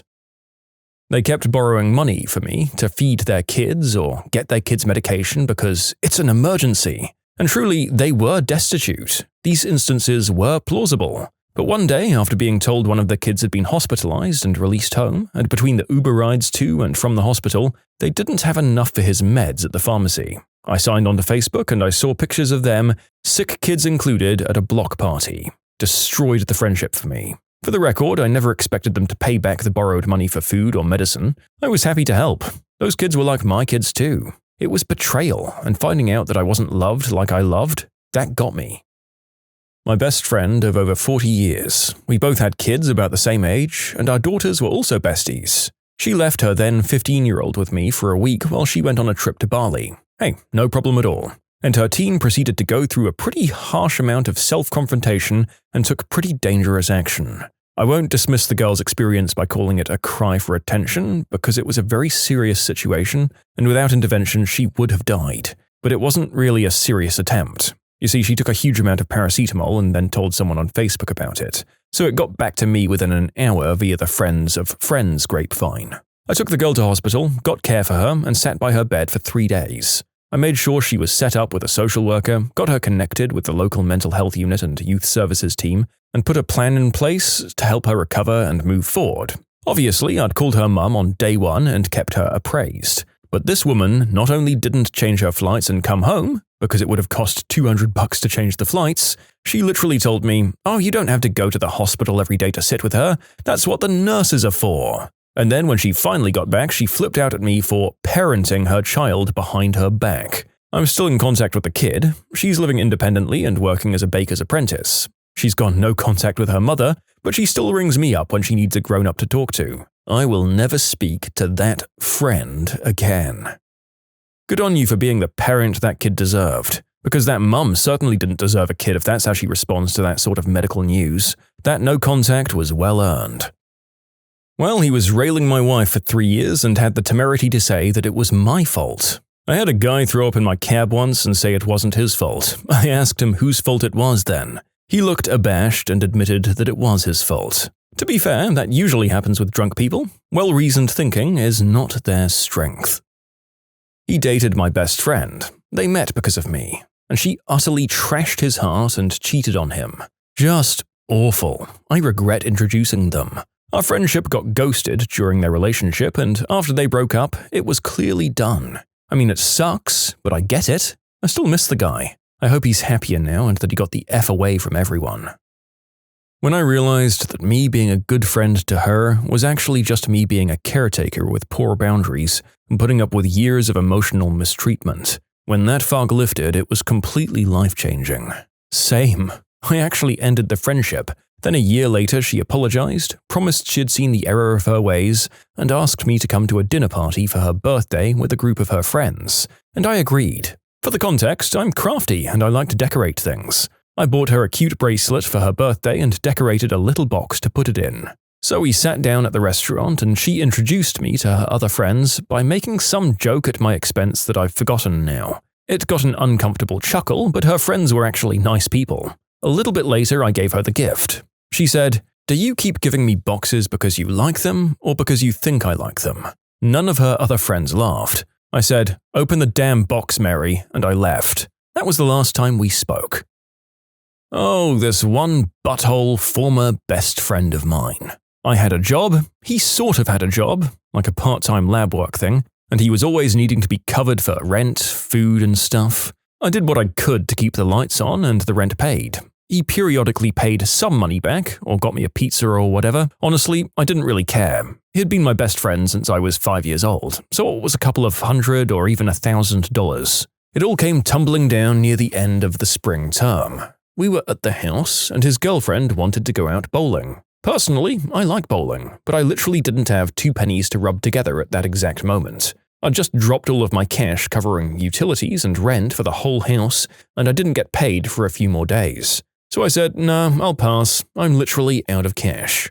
2 seconds later, his girlfriend chimed in, "You're always broke, always needing money. Don't you have a job?" After that, I was seeing red, but I didn't explode, just yet. I looked at my friend, who looked panicked. One of our other friends stayed behind after they left and informed me that she had heard I was constantly borrowing money from him. Apparently, I was always short on rent, utilities, and his girlfriend was mad at me because it affected things they wanted to do, like taking trips. My friend had flipped the script, using all of his money on wining and dining his girlfriend and then telling everyone we knew that I was borrowing money when he was tapped out as an excuse. Needless to say, I was furious. I told him to grow up. I went home for the summer to visit my mum. I came back to town to find out we were being evicted from the house. Turns out he decided to stop paying anything towards rent, didn't tell me, hid all of the owner complaints, and then was just bailing out. Also, just as an extra kick to the teeth, I'd lost the deposit on the place,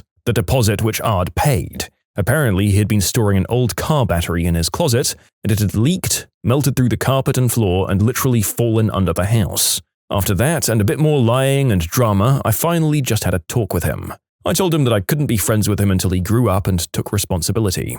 I told him he could come and talk to me again when he was ready to apologize and stop lying. It was the last conversation I ever had with him, and it's been almost 20 years now. My friend became very insecure and jealous when I got into law school. I came home to visit after my first semester, and we caught up over coffee. From my perspective, I had hardcore imposter syndrome. School was stressful and hard and scary, but I was learning a lot and challenging myself and meeting nice people. She started to pull away, to no-show for phone dates, and to generally blow me off. When I finally got a hold of her, she told me, "You went off to law school and suddenly thought you were better and smarter than everyone else." And my jaw was on the floor. That narrative existed nowhere but in her own mind. I told her she was wrong and that her perspective hurt my feelings. She cried and yelled, "I know, I'm effed up about friendships with women." And that was the last time we ever spoke. Everything was a competition that my so-called friend had to win. The day that she noticed my brand new jug and said that hers was bigger was the day that I realized that I didn't need to be friends anymore.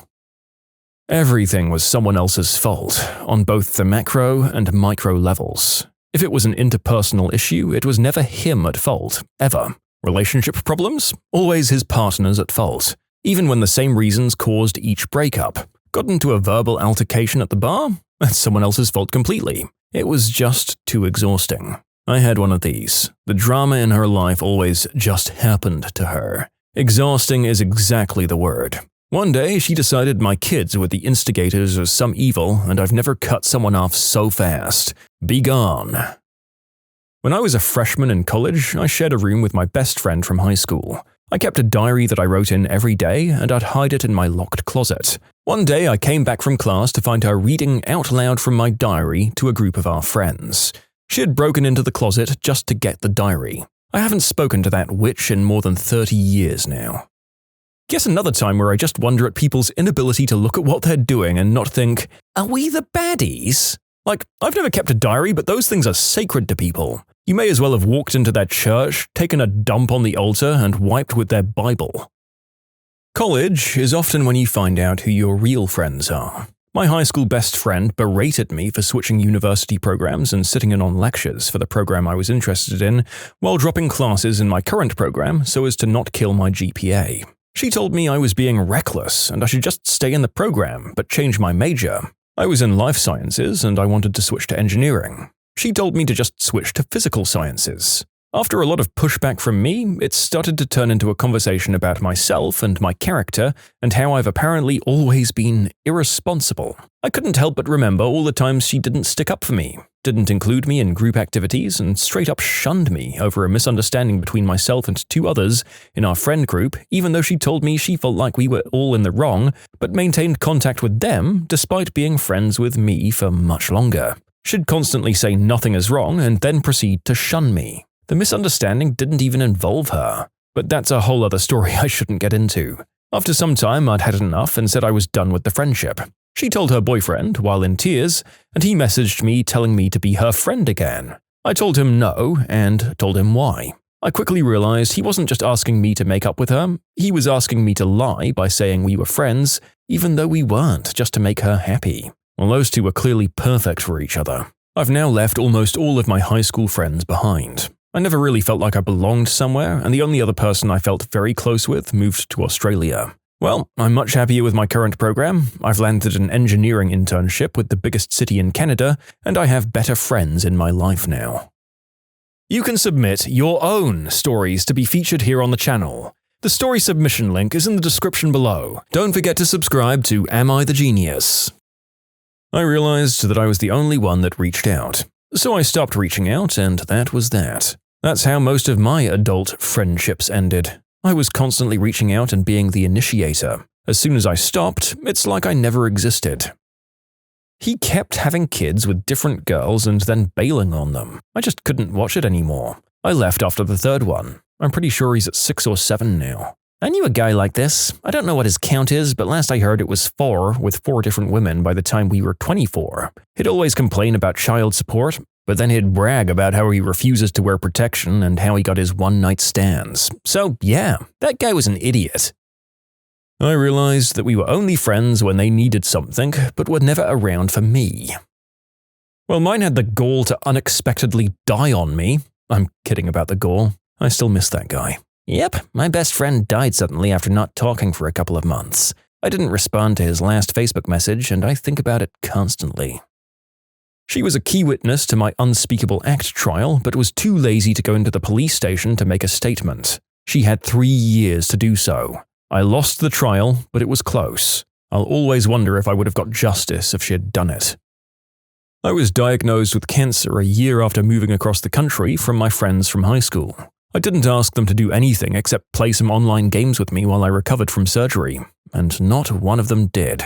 They were playing other games, I could see my various friends lists, but none of them would put aside the games they were playing to keep me company and take my mind off of things. No texts, no phone calls, nothing. The only thing I asked for was time or online company, and they put in 0 effort. This was the last straw in a long string of feeling like an afterthought. It's been 9 years, and not a single one of them has even tried to contact me since then. I guess being an afterthought was too optimistic even.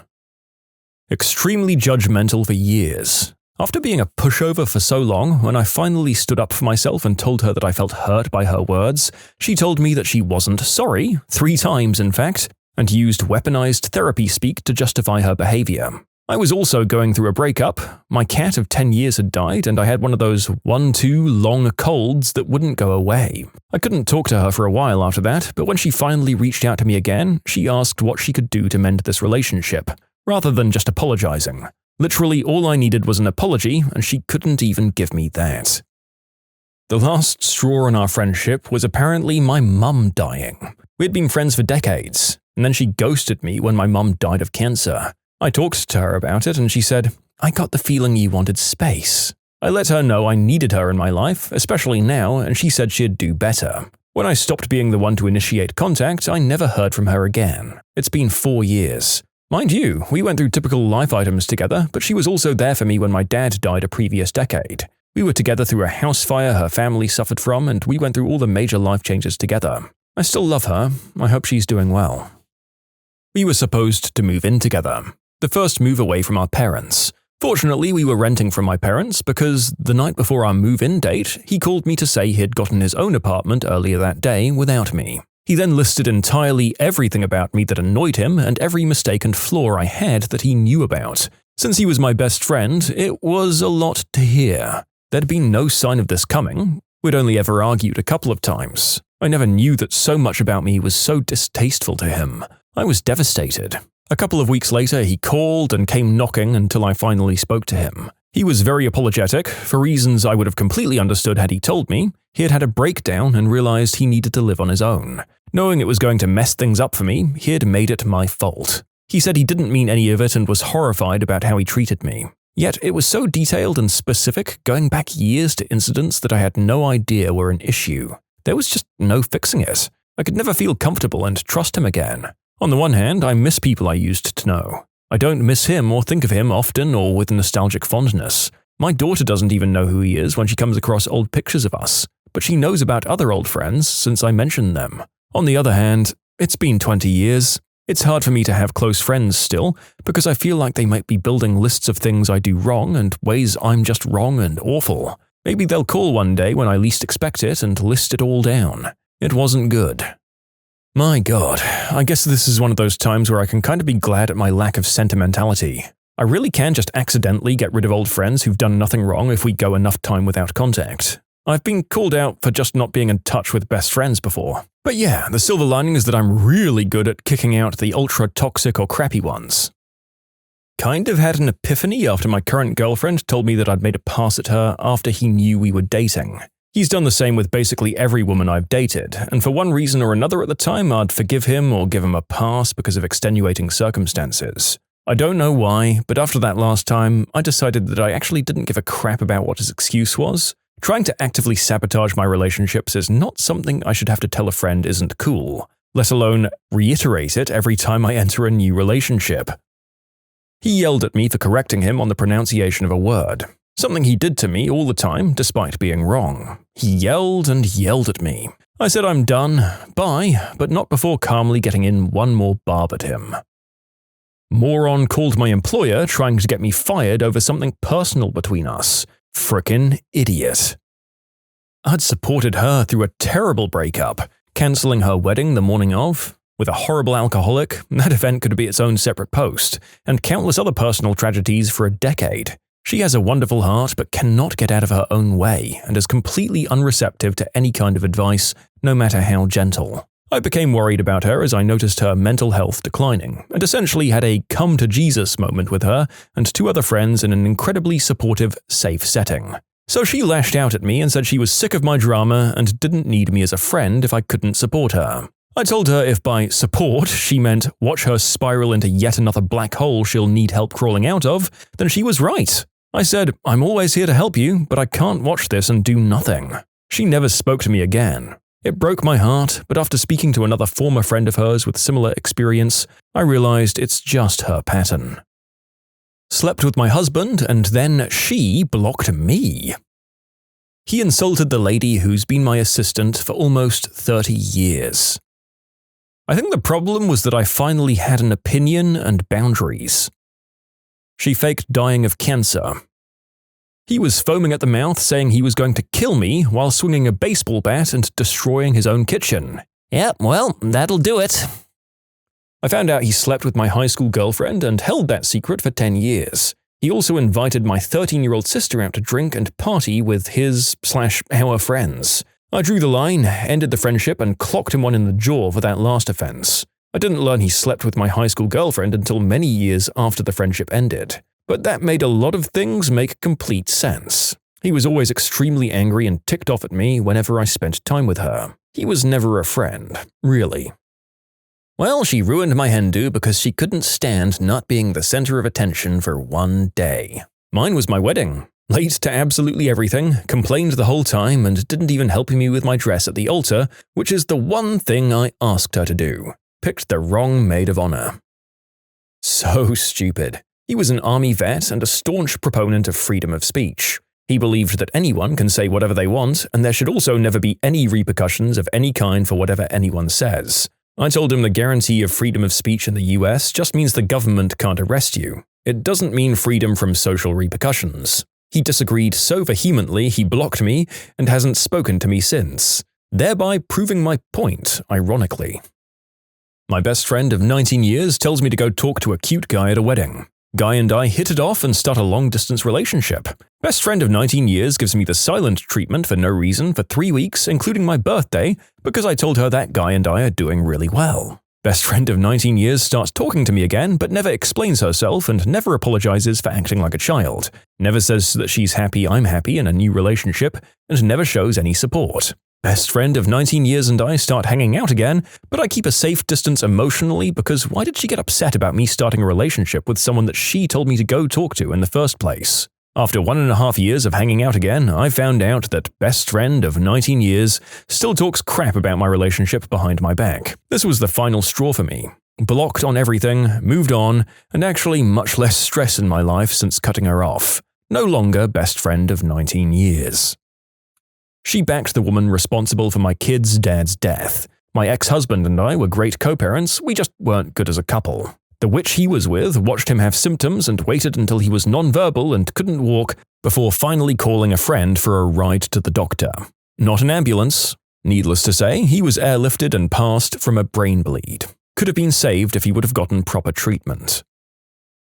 When you subscribe, make sure to hit the bell to turn on notifications. Put the playlist on in the background to finish listening to all of the stories. And if you like Am I the Genius, give Am I the Jerk a shot. Everything linked in the description.